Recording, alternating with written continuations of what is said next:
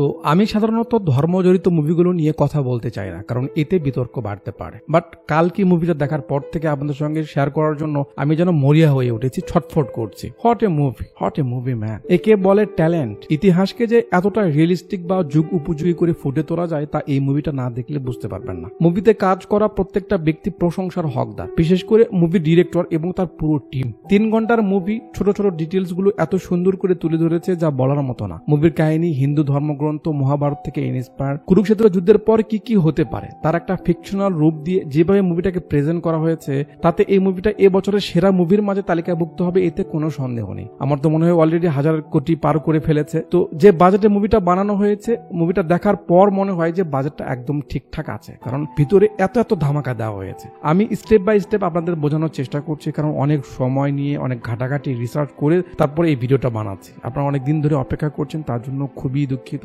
যেহেতু আমরা অনেকেই হিন্দু ধর্মের সঙ্গে ভালো পরিচিত নই, তাই মুভির মূল কাহিনী দেখার আগে আমাদের কিছু বেসিক তথ্য মাথায় রাখতে হবে, কিছু কথা জানতে হবে, কিছু ব্যাপার বুঝতে হবে, তাহলে মুভিটা ফুললি এনজয় করতে পারবো। কেমন? তো হিন্দু শাস্ত্রে কালচক্র অনুসারে সময়কে 4 ভাগে ভাগ করা হয়েছে: সত্যযুগ, ত্রেতাযুগ, দাপর যুগ এবং কালীযুগ। প্রত্যেকটা যুগে পরিস্থিতি মোতাবেক ভগবান বিষ্ণু বিভিন্ন রূপ নিয়ে পৃথিবীতে এসেছে। বলা হয়েছে যে এই অবধি তার প্রায় 9টা রূপ দেখা গেছে, যার মাঝে কৃষ্ণা উল্লেখযোগ্য একটা রূপ। সর্বশেষ যে যুগ কালীযুগ, যেখানে ন্যায় বলতে কিছু থাকবে না, সবাই হিংস্র হয়ে যাবে, মানুষ মানুষকে চিনবে না, তখন দুনিয়াকে পরিবর্তন করতে বিষ্ণুজি কালকি রূপে অবতরণ করবে। আর সেই কালীযুগের সময়টাকে সেট করা হয়েছে 2898 AD তে, যার কারণে মুভির নামকরণ করা হয়েছে কালকি 2898 AD। এখন এমন কালীযুগে কালকি কোথায় জন্ম নিবে, তার মা কি হবে, খারাপ লোকেরা তাকে মারতে চাইবে, তাকে বাঁচাবে কে, ভালো দল কি হবে, খারাপ দল কি হবে, এই সব কিছুর সঙ্গে কুরুক্ষেত্র যুদ্ধের একটা কানেকশন রয়েছে। তাই আগে আপনাদের কুরুক্ষেত্র যুদ্ধের ব্যাপারে একটু জানতে হবে। আমি শর্ট করে বুঝিয়ে বলছি, ভুল ত্রুটি হলে বলে দিন, ঠিক আছে? তো কুরুক্ষেত্র যুদ্ধের ব্যাপারে বলার আগে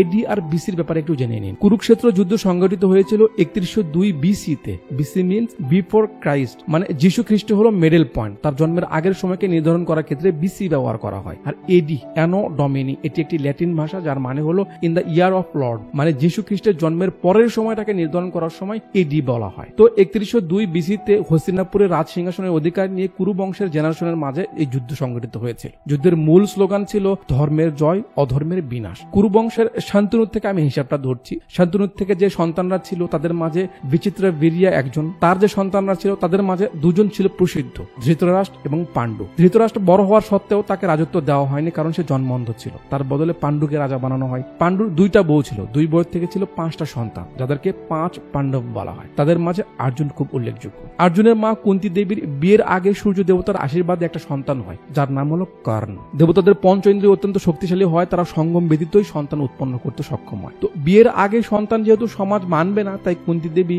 কর্ণকে ভেসে দেয়, পরে তার পরিচয় বের হয়। পাণ্ডু মরে যাওয়ার পর ধৃতরাষ্ট্রকে রাজা বানানো হয়। তার সন্তানরা নাকি 100 জনের উপর ছিল, যাদের মাঝে দুর্যোধন ছিল সবার বড়, আর এদের বলা হয় কৌরব দল। যখন ধৃতরাষ্ট্র মারা গেল তখন রাজত্ব নিয়ে ঝামেলা শুরু হয়। কৌরবরা পাণ্ডবদের উপর অন্যায় করে, জোর খাটায়, অনেক চাতুরি করে, ছলতাতুরি করে, অনেক ঝামেলা হয়। শেষে কৌরবরা যুদ্ধ ঘোষণা করে। কৃষ্ণ সহ অনেকে বোঝানোর চেষ্টা করে যুদ্ধ না করতে, বাট তারা বোঝে না, অহংকার করতে থাকে। কৃষ্ণ ছিল নিউট্রাল। যখন যুদ্ধের ঘোষণা ফাইনাল হয় তখন অর্জুন এবং দুর্যোধন কৃষ্ণের কাছে যায় হেল্প চাইতে। কৃষ্ণ অপশন দেয় তাকে নিতে হবে আর নয়তো তার নারায়ণী সেনা। দুর্যোধন ছিল মাথা মোটা, সে সেনাদের বেছে নেয়। আর অর্জুন খুব চালাক ছিল, সে কৃষ্ণকে তার উপদেষ্টা বানিয়ে নেয়। কৌরব দল আর পাণ্ডবরা যখন ছোট ছিল তখন এক গুরু তাদের অস্ত্রবিদ্যা শেখায়, যার নাম ছিল দ্রোণাচার্য। তার সব শিষ্যদের মাঝে অর্জুন ছিল বেস্ট। আর এই গুরু দ্রোণাচার্যের ছেলে হলো অশ্বত্থামা, যে দুর্যোধনের খুব ভালো মিত্র। ওদিকে কারণ বড় হওয়ার পর পাণ্ডবরা তাকে গ্রহণ করতে অস্বীকার করে, তাকে ছুত পুত্র বলে, তাকে অপমান করে। কিন্তু দুর্যোধন তাকে আবার চিনে ফেলে যে এ অনেক বড় যোদ্ধা, তাকে একটা রাজ্যের রাজা বানিয়ে দেয়, যার কারণে কারণ দুর্যোধনের ঋণী হয়ে যায়। ওদিকে অশ্বত্থামা দুর্যোধনের মিত্র ছিল, আর ছেলের বন্ধু হওয়ার কারণে দ্রোণাচার্যও তাদের পক্ষ হয়ে লড়ে। আর কর্ণের উপর তো দুর্যোধনের ঋণ রয়েছেই, যার কারণে এই 3 জন কৌরবদের পক্ষে হয়ে লড়াই করে। যাক, যুদ্ধ শুরু হয়, সে লম্বা কাহিনী, ওদিকে আমরা না যাই। যুদ্ধ শেষের দিকে যখন অশ্বত্থামা ও তার বাবাকে থামানো যাচ্ছিল না, তখন শ্রীকৃষ্ণ বুদ্ধি দেয় যে দ্রোণাচার্যের কানে এই খবর পৌঁছে দাও যে অশ্বত্থামা মারা গেছে। এই অশ্বত্থামা নামে একটা হাতি ছিল, তাকে মারা হয়। তারপর খবর যখন দ্রোণাচার্যের কানে দেওয়া হয় যে অশ্বত্থামা মারা গেছে, শুনে দ্রোণাচার্য অস্ত্র ফেলে দেয় আর এই সুযোগে তাকে মেরে ফেলা হয়। বাবা বাবা মরার খবর পেয়ে অশ্বত্থামা খুব রেগে যায়। ও অশ্বত্থামার মাথায় একটা মণি ছিল, যার কারণে তাকে হারানো যায় না। এই মণিকোথা থেকেও সেটা আলাদা কাহিনী। অশ্বত্থামা দুর্যোধনকে কথা দেয় যে সে পাণ্ডবদের বংশ শেষ করে দিবে। রাগের মাথায় অশ্বত্থামা যখন যুদ্ধ বিরতি ছিল রাতে, তখন সে তাঁবুতে গিয়ে পাণ্ডবদের যত সন্তানরা ছিল সবাইকে মেরে ফেলে। পাণ্ডবরা এটা দেখে খুব রেগে যায়। অর্জুন আর অশ্বত্থামা মুখোমুখি হয়। দুজন মুখোমুখি হলে অশ্বত্থামা অর্জুনের উপর ব্রহ্মাস্ত্র ছুড়ে দেয়। তাকে প্রতিহত করতে অর্জুনও ব্রহ্মাস্ত্র ছুড়ে দেয়। যদি এই দুই ব্রহ্মাস্ত্র মুখোমুখি হয় তাহলে অনেক বড় ক্ষতি হতে পারে। তাই বেদ ব্যাসের মধ্যস্থতায় দুজনের অস্ত্রকে থামানো হয়। দুজনকে তাদের অস্ত্র ফিরিয়ে নিতে বলা হয়। অর্জুনের কাছে অস্ত্র ফিরিয়ে নেওয়ার বিদ্যা ছিল, সে সেই ব্যাপারে জ্ঞানী ছিল, কিন্তু অশ্বত্থামার কাছে ছিল না। অর্জুন তো ভালো মনে ব্রহ্মাস্ত্র ফিরিয়ে নেয়, কিন্তু অশ্বত্থামা অস্ত্রকে ফিরিয়ে না নিয়ে ঘুরিয়ে দেয় অর্জুনের ছেলে অভিমন্যুর বউ উত্তরার গর্ভে থাকা তাদের সন্তানের উপর, পাণ্ডবদের শেষ বংশ প্রদীপ। যে এটা দেখে কৃষ্ণ অশ্বত্থামার উপর খুব রেগে যায় আর এমন জঘন্য অপরাধের কারণে অশ্বত্থামাকে শ্রাপ দেয়। কি বলে, কি অভিশাপটা দেয় সেটা আমরা মুভির মাঝে দেখতে পাবো। পাণ্ডবরা যুদ্ধে জিতে যায়। কৃষ্ণ উত্তরার গর্ভের ছেলেকে বাঁচিয়ে নেয়। ধর্মের জয় আর অধর্মের বিনাশ হয়। এই ছিল কুরুক্ষেত্র যুদ্ধ। এবার চলুন মুভির সঙ্গে এর কানেকশনটা খুঁজে বের করি। মূল মুভিতে কিছু কিছু ব্যাপার অলরেডি ক্রিয়েট থাকবে, যেগুলো সূত্র আপনি পাবেন না, বুঝতে পারবেন না এটা কোথা থেকে এলো, কিভাবে হলো, এটা তো আগে দেখিনি। এই জন্য মূল মুভির কাহিনী শুরু করার আগে আপনাদের আরো কিছু দেখার বা জানার আছে, যেগুলো আমি অ্যানিমেশন আকারে আপনাদের বোঝাবো, তারপর মূল ক্যারেক্টারদের সামনে আনবো। লক্ষ্য রাখবেন, তাহলে বুঝতে পারবেন এটা কি করে হলো। ঠিক আছে? তো পুরো দুনিয়া শেষ, পৃথিবীর একমাত্র শহর কাশী, বোর্ডে লেখা ওয়েলকাম টু ফিউচার, তার মানে সময়টা 2898 এডি। এখানে এই যে জায়গাটা দেখতে পাচ্ছেন এটাকে বলে কমপ্লেক্স, যার লিডার সুপ্রিম ইয়াস্কিন নামে একটা লোক, যে অনেক পাওয়ারফুল। তার বিশাল সৈন্যদল রয়েছে যারা এই সবকিছু কন্ট্রোল করে। কমপ্লেক্স এমন একটা জায়গা যেখানে দুনিয়ার সবকিছু রয়েছে। বলা হয় পৃথিবীর সবকিছু কেড়ে নিয়ে একটা জগৎ বানানো হয়েছে যেখানে শান্তি আর শান্তি রয়েছে। আর এই কমপ্লেক্সের ভিতরে থাকতে হলে 1 মিলিয়ন ইউনিটস দিয়ে ভিতরে এন্ট্রি করতে হবে। কমপ্লেক্সের বাইরে দুনিয়া বসবাসের যোগ্য না, শ্বাস নেওয়া যায় না, খাবার পানি কিচ্ছু নেই। কমপ্লেক্সের বাইরে থাকা লোকজন এই এরিয়ার মাঝে তাদের জীবন ধারণ করে। সবার একটাই ইচ্ছে ইউনিট জমিয়ে কমপ্লেক্সের ভিতরে যাওয়া। আর এসব সাধারণ লোকদের মাঝে ভাইরাবা নামের একটা ছেলে একটু স্পেশাল, যে মেন্টালি এবং ফিজিক্যালি খুব স্ট্রং, কিন্তু ফাইন্যান্সিয়ালি আমার মতো অনেক গরিব। এখানে ইউনিট জোগাড় করার অন্যতম একটা উপায় হলো বাউন্টি হান্টিং। কমপ্লেক্সের পক্ষ থেকে যার উপর পুরস্কার রাখা হবে, সে কোনো আসামি বা কমপ্লেক্সের চোখে অপরাধী, তাকে বাউন্টি বলে। তাকে ধরিয়ে দিতে পারলে তার উপর যে পুরস্কার রাখা ছিল সেটা তাকে দেওয়া হবে। আর এই বাউন্টিদের যারা ধরে বেড়ায় এদের বলা হয় বাউন্টি হান্টার। এই বাউন্টিদের ধরতে অনেকে অনেক ধরনের যানবাহন ইউজ করে, কিন্তু ভাইরাবার কাছে এমন কিছুই নেই, কারণ যে বাইক তার পছন্দ তার দাম 50,000 ইউনিটস, যেটা তার কাছে একদমই নেই। ভাইরাবার একটাই ইচ্ছে, সে যে করেই হোক ইউনিটস জোগাড় করবে, কমপ্লেক্সের ভিতরে গিয়ে একটু আরামে থাকবে। ভাইরাবা একটা বাসায় ভাড়া থাকে, যার মালিক রাজন কাকা ঠিকমতো ভাড়া না দিতে পারায় সে তাকে যে কোনো ভাবে বাড়ি থেকে বের করে দিতে চায়, কিন্তু ভাইরাবা যে কোনো ভাবে আবার বাড়িতে ঢুকে যায়। তার কথা একদিন সে কমপ্লেক্সের ভিতরে যাবে, তখন তার সব টাকা সে শোধ করে দিবে। যখনই কোনো বাউন্টিকে ধরতে হবে, হান্টারদের কাছে একটা ট্রান্সমিটার রয়েছে নিজেদের বানানো, যার মাধ্যমে তাদের কাছে সিগন্যাল চলে যায় যে অমুককে ধরিয়ে দিতে পারলে এত ইউনিট দেওয়া হবে। তেমনই একজনকে ধরতে বের হলে সবাই তাদের বাইক নিয়ে যাচ্ছে, কিন্তু ভাইরাবার কাছে কিছু নেই। তাই এই রিক্সাওয়ালা কাকুকে বলে, কাকু দাম বেশি চেয়ে বসে। উপায় যেহেতু নেই, ভাইরাবা রাজি হয়। আর ইউনিট এভাবে ট্রান্সফার করা হয়। সবার হাতে এমন একটা ট্রান্সমিটার লাগানো আছে। কাকুর চালানো দিয়ে কাজ হবে না, তাই ভাইরাবা তাকে পিছিয়ে বসিয়ে সে চালানো শুরু করে। কিন্তু ভাইরাবা ভুলে যায় যে এটা বাইক নয়। এত জোরে ছাড়ে যে চলতে চলতে রিক্সার চাক্কা মাক্কা সবকিছু খুলে গিয়ে দুজন শুধু সিটে বসে থাকে। আর কি, দাদু তার থেকে ক্ষতিপূরণ হিসেবে আরো ইউনিট নিয়ে নেয়। এই সময়কার সবকিছু অনেকটা আধুনিক, তাই বড় বড় প্লেন, কার্গো শিপ ইউনিক হবে, এটা তো আসলে স্বাভাবিক একটা ব্যাপার। তো কমপ্লেক্সের যতগুলো শিপ রয়েছে এদের মধ্যে একটা শিপ কন্ট্রোল করে রোবটের মতো এই ছোট্ট একটা ডিভাইস, যে প্রায় মানুষের মতো ব্রেন, ইমোশন সবকিছু রয়েছে, জাস্ট দেহটা লোহার। এই শিপ ঠিক মতো কমপ্লেক্সে পৌঁছাতে পারলে তার 100তম শিপ সফল হবে আর সে প্রমোশন পেয়ে কমপ্লেক্সের ভিতরে গিয়ে আরামসে থাকতে পারবে। বাট তার কপালে হয় না। তার বসের ভুল সিদ্ধান্তের কারণে কমপ্লেক্সের প্রধান শত্রু রেবেল দল, কমপ্লেক্সের শত্রু দলের নাম হলো রেবেল দল, যারা দুনিয়াকে বাঁচানোর জন্য লড়াই করে যাচ্ছে, তারা হামলা করে। পাইলট তাদের সামনে নেওয়ার চেষ্টা করে, কিন্তু হামলার একটা সময় বস বুঝতে পারে এখানে থাকাটা রিস্কি, তাই সে ফ্লাইট থেকে নেমে যায়। পাইলট তার শিপকে বাঁচানোর চেষ্টা করে যায়, বাট রেবেলদের হাত থেকে বাঁচতে পারে না। রেবেলরা এসে শিপে থাকা জিনিসপত্র নিয়ে নেয়। এর মাঝে একটা বক্সে ছিল আনারস। মেয়েটা আর এই ফলটাকে চিনতে পারে না। এই মুরব্বীর নাম হলো বিরান। সে বলে ছোট্টবেলায় সে এটাকে দেখেছিল, এটাকে বলে আনারস। মেয়েটার নাম কায়রা। সে বলে এমন ফ্রেশ আর ভালো ফল সাম্বালার বাচ্চারা পেলে খুশি হবে। বিরান বলে তা তো হবে, কিন্তু কমপ্লেক্সের লোকেরা সবকিছু নিয়ে গেছে, আমরা পাবো কি করে? এর মানে বুঝতে পারছেন? বাইরে কোনো কিছুই নেই, সবকিছু তারা নিয়ে গেছে কমপ্লেক্সের ভিতরে। রেবেলরা চলে যায় শিপটাকে নষ্ট করে যায়, যার মাঝে পড়ে বেচারি পাইলটের কমপ্লেক্সের ভিতরে যাওয়ার আশাই থেকে যায়। বেচারি বললাম কারণ সে মেয়ে। যাক, ভাইয়ের বাসায় রিক্সার ভাঙ্গা পার্টগুলো নিয়ে ভাঙ্গারের দোকানে গেলে দোকানদার তাকে 200 ইউনিট দিতে চায়, উপায় নেই, বেচে দেয়। তারপর এখানে এসে বসে আর আফসোস করতে থাকে, এই 100-200 করে কবে আমি কমপ্লেক্সের ভিতরে যাব? এটা কি আদৌ সম্ভব? ভিতর থেকে আওয়াজ আসে, অবশ্যই সম্ভব। কি রে ওখানে কে? খুঁজে মুজে ভাইরাবা এই পাইলটকে পেয়ে যায়। আরে বাপরে, এ তো বেশ কিউট, মানে কেউ তাকে ভাঙ্গারি হিসেবে বিক্রি করে গেছে। কি নাম তোমার? গায়ে লেখা বুজ্জি। ইয়েস, আমি বুজ্জি, তুমি কে? ভাইরাবা তাকে সঙ্গে নেয়, তারপর পরিচয় দেয়, আর এই জায়গা থেকে তাদের প্রথম আলাপ হয়। বুজ্জি বলে সে তাকে হেল্প করতে পারবে একটা গাড়ি বানাতে, যাতে সে বাউন্টি কালেক্ট করতে পারে। এই জন্য ভাইরাবা কিছু পার্টস কিনে আনে। বুজ্জি কাকুর সঙ্গে পরিচিত হয়। এরপর ছোট্ট একটা ডিজাইন বুজ্জি দেখায়, যেটা বানাতে আরো কিছু পার্টস লাগবে। দুজন বেরিয়ে পড়ে পার্টস কিনতে, কিন্তু ভাইরাবা শুধু বাকি নেই, শোধ করে না, তাই কেউ তাকে কোনো পার্টস বিক্রি করে না। উপায় নেই, বুজ্জি স্ক্যান করে করে দেখে কোন কোন পার্টস তার প্রয়োজন। এভাবে খুঁজতে খুঁজতে যেটা যেটা পায় ভাইরাবা সেটাই উঠিয়ে নেয়। এমন করে করে প্রায় সবকিছু জোগাড় করে ফেলে। বুজ্জি বলে সব হয়েছে, এখন যদি একটা কন্ট্রোলার পাওয়া যেত। এটা পাওয়া এত সহজ নয়, ভাইরাবা বলছিল। বুজ্জি দেখিয়ে দেয়, ভাইরাবা ওই দেখো একটা বোট যে মূর্তি বানাচ্ছে, ওর মাঝে একটা অস্থির কন্ট্রোলার রয়েছে। তুমি যদি, এটা তোমার দ্বারা সম্ভব না, কারণ কমান্ডার মানাসের মূর্তি হচ্ছে, ও দেখলে একবারে মেরেই ফেলবে। কমান্ডার মানাস, মনে রাখেন নাম। ভাইরাবা বলে, বুজ্জি তুমি আমাকে এখনো চেনোনি, চলো। গার্ডদের ফাঁকি দিয়ে ভাইরাবা এর উপরে উঠে পড়ে কন্ট্রোলারটা নিতে যাবে, গায়েব হয়ে যায়। কি হলো? অন্য কেউ নিয়ে নিয়েছে। গার্ডরাও দেখে ফেলে, সে গার্ডদের ভুলভাল বলছে। গার্ডরা গান আরো উঁচু করে। বুজ্জি বলে, ভাইরাবা ওদিকে দেখ বেটা, এ তো তোর থেকেও বড়। ভাইরাবা তাকে ধরতে যায়, কিন্তু দেখা যায় সে তো হলোগ্রাম। কমপ্লেক্সের সৈন্যরাও ধোকা খায়, যাতে মানাসের মূর্তিটা একটু ভাঙা পড়ে। ভাইরাবা একটা গন্ধ পায়, হয়তোবা সেই ভ্যানিশিং ম্যানের তাকে ধরতে পারে না। বাসায় এসে কন্ট্রোলার ছাড়াই গাড়ি সাজানো শুরু করে। বুজ্জির আইডিয়া আর ভাইরাবার পরিশ্রমে অস্থির একটা গাড়ি তারা বানিয়ে ফেলে, যার সামনে বুজ্জিকে সেট করে দেয়। কি ঠিক আছে বুজ্জি?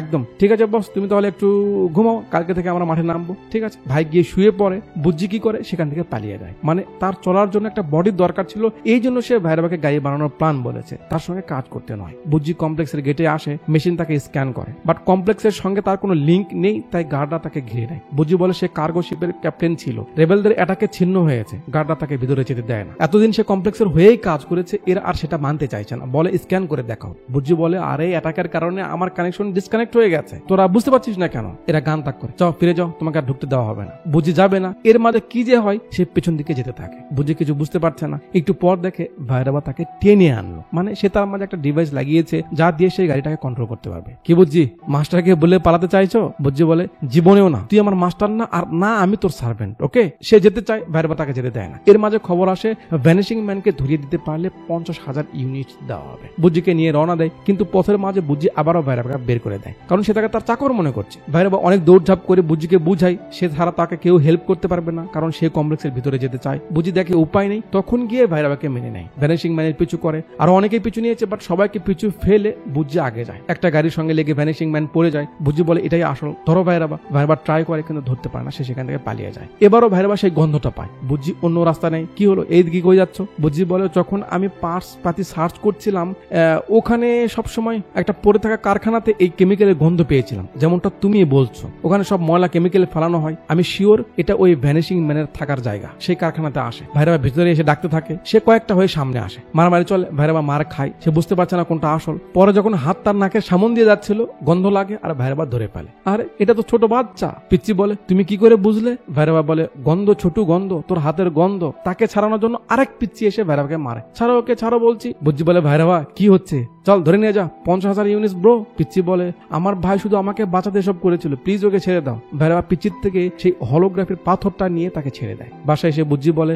না তুই মানুষটা এতটাও খারাপ না, ভাবিনি তোর মাঝে সেন্টিমেন্টও আছে, বাচ্চাদের ছেড়ে দিলি। ভাইরাবা বলে, আরে বুজ্জি, ওসব সেন্টিমেন্ট আমার মাঝে নেই। ও এত ছোট থাকতে যদি এমন কিছু আবিষ্কার করতে পারে, তাহলে আর একটু বড় হলে কি করবে ভাব। এটার কি চমক, তুই কি বুঝতে পারছিস? ওর থেকে আমাদের আরো ফায়দা নেওয়া যাবে। আরো মজা করে দুজন কথাবার্তা বলে, গল্প সল্প করে, আর এখানেই ভাইরাবা বুজ্জিকে তার পার্টনার বানিয়ে নেয়। দুজনের মাঝে পার্টনারশিপের সম্পর্ক হয়। ভাইরাবা বলে, চল এবার মিশনে নেমে পড়ি। এরপর শুরু হবে মুভির মূল কাহিনী। বুঝতে পেরেছেন? ওয়েল, কথা বলছিলাম 2024-এ মুক্তি পাওয়া science fiction Tamil action drama movie নাম কালকি 2989 AD এর ব্যাপারে। মুভির সিন শুরু হয় কুরুক্ষেত্র যুদ্ধের মাঠে। যুদ্ধ চলছে চলছে চলছে, যখন সবাই মারা যায়, শেষে অশ্বত্থামা তার ব্রহ্মাস্ত্র ছুঁয়ে দেয় পাণ্ডবদের শেষ বংশ প্রদীপ অর্জুনের ছেলের বইয়ের গর্ভে। অশ্বত্থামা মনে করে সে পাণ্ডবদের বংশ শেষ করে দিয়েছে, কিন্তু এটা যে কত বড় অপরাধ সে বুঝতে পারে না। কৃষ্ণা সেখানে আসে। তুমি কত বড় অপরাধ করেছো অশ্বত্থামা জানো? গুরু দ্রোণাচার্যের সন্তান হয়ে তোমার এমন কাজ করতে দ্বিধা করলো না? অশ্বত্থামা কৃষ্ণার উপর রেগে যায়। খবরদার আমার বাবার নাম নিবে না। যখন আমার বাবাকে ছল কাপট করে মারা হচ্ছিল, তুমি সেখানেই ছিলে, তুমি চাইলে আমার বাবাকে বাঁচাতে পারতে। কৃষ্ণা অশ্বত্থামাকে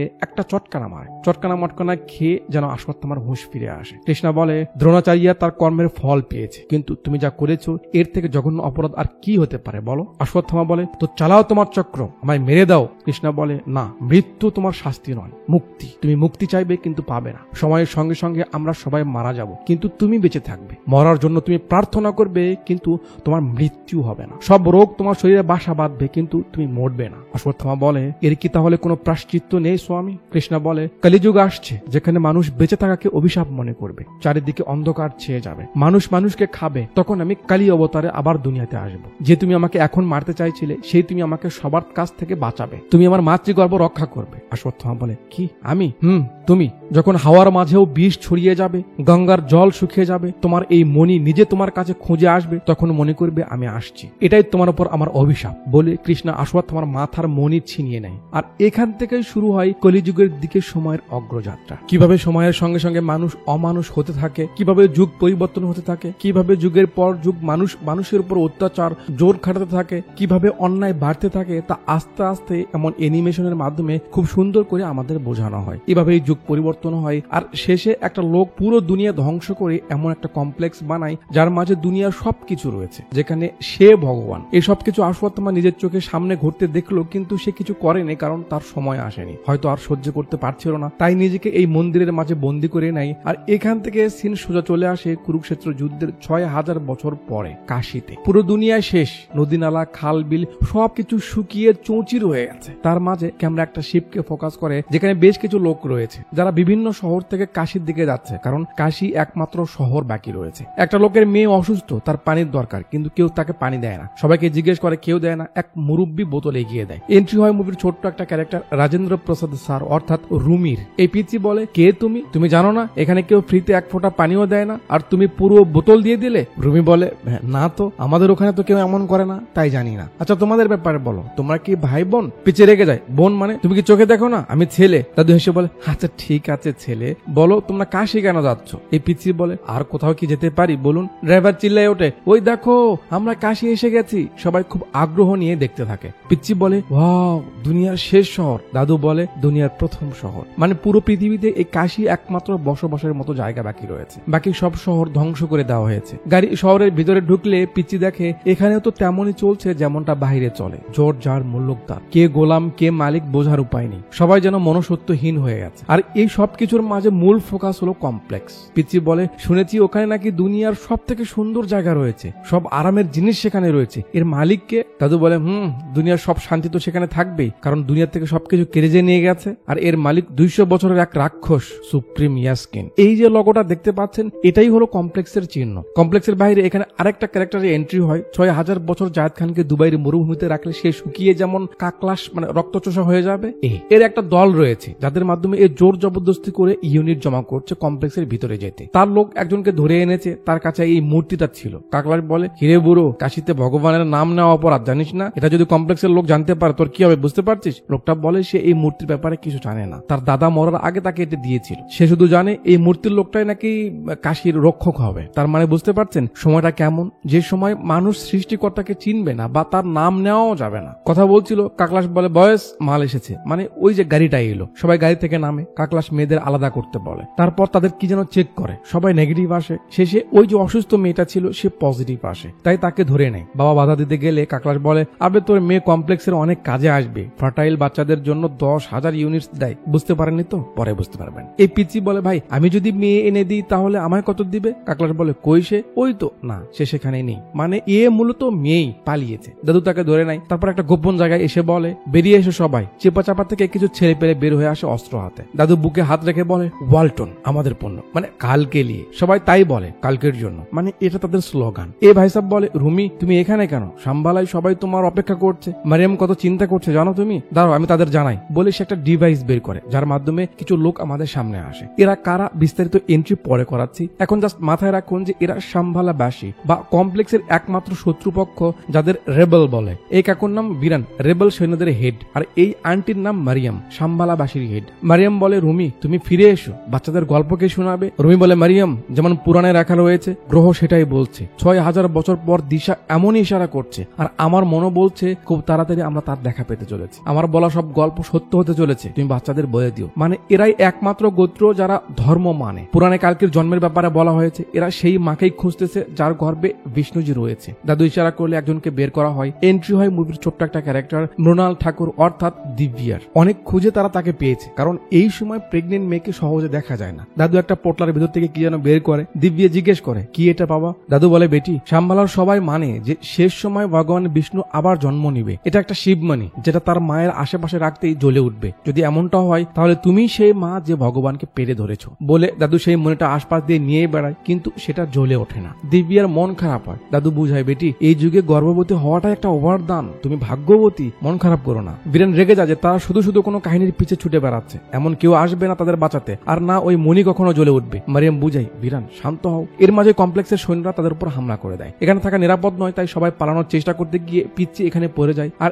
একজনের হাত লেগে দাদুর থেকে শিবময়টা পড়ে যায়, যেটা এ পেয়ে যায়। ও হ্যাঁ, এই পিচ্চির নাম কিন্তু রায়া। ওদিকে দিব্যাকে মারতে আসছে বলে দাদু তাকে বাঁচাতে যায়। যেহেতু সে দৌড়াতে পারছিল না আর দাদুও ঠিকমতো দৌড়াতে পারবে না, তাই তারা দুজন সেখানে আটকা পড়ে, বাকি সবাই পালিয়ে যায়। রেবেলদের ধরা হয়েছে, তাই দরবারে হাজির করা হয়। লোকজনও জমা হয়েছে, কারণ এখন কমপ্লেক্সের দরজা খোলা হবে। কমান্ডার মানাস আসবে। সুপ্রিম ইয়াস্কিন হলো এই কমপ্লেক্সের বস, আর তার আন্ডারে এখানে দুইজনের পাওয়ার চলে, কমান্ডার মানাস এবং কাউন্সিলর বানির। একটু পর একটা শিপ আসে, যার ভিতর থেকে একটা বাঘ ঝাঁপিয়ে পড়ে দাদুর উপর, কিন্তু কমান্ডার মানাসের আদেশে সে কিছু করে না। আর এখানে এন্ট্রি হয় মুভির অন্যতম এক ক্যারেক্টার শাশ্বত চ্যাটার্জি অর্থাৎ কমান্ডার মানাসের, যে 1 নম্বরের হারামি। কাকলা শেষে বলে সেই এদের ধরিয়ে দিতে সাহায্য করেছে। মানাস তার মাথায় একটু হাত রাখে, মানে 1 নম্বরের পা চাটায়। দাদু বুঝতেই পারছেন এমন গর্ভবতী মেয়েকে সচরাচর দেখা যায় না, তাই সেও একটু অবাক।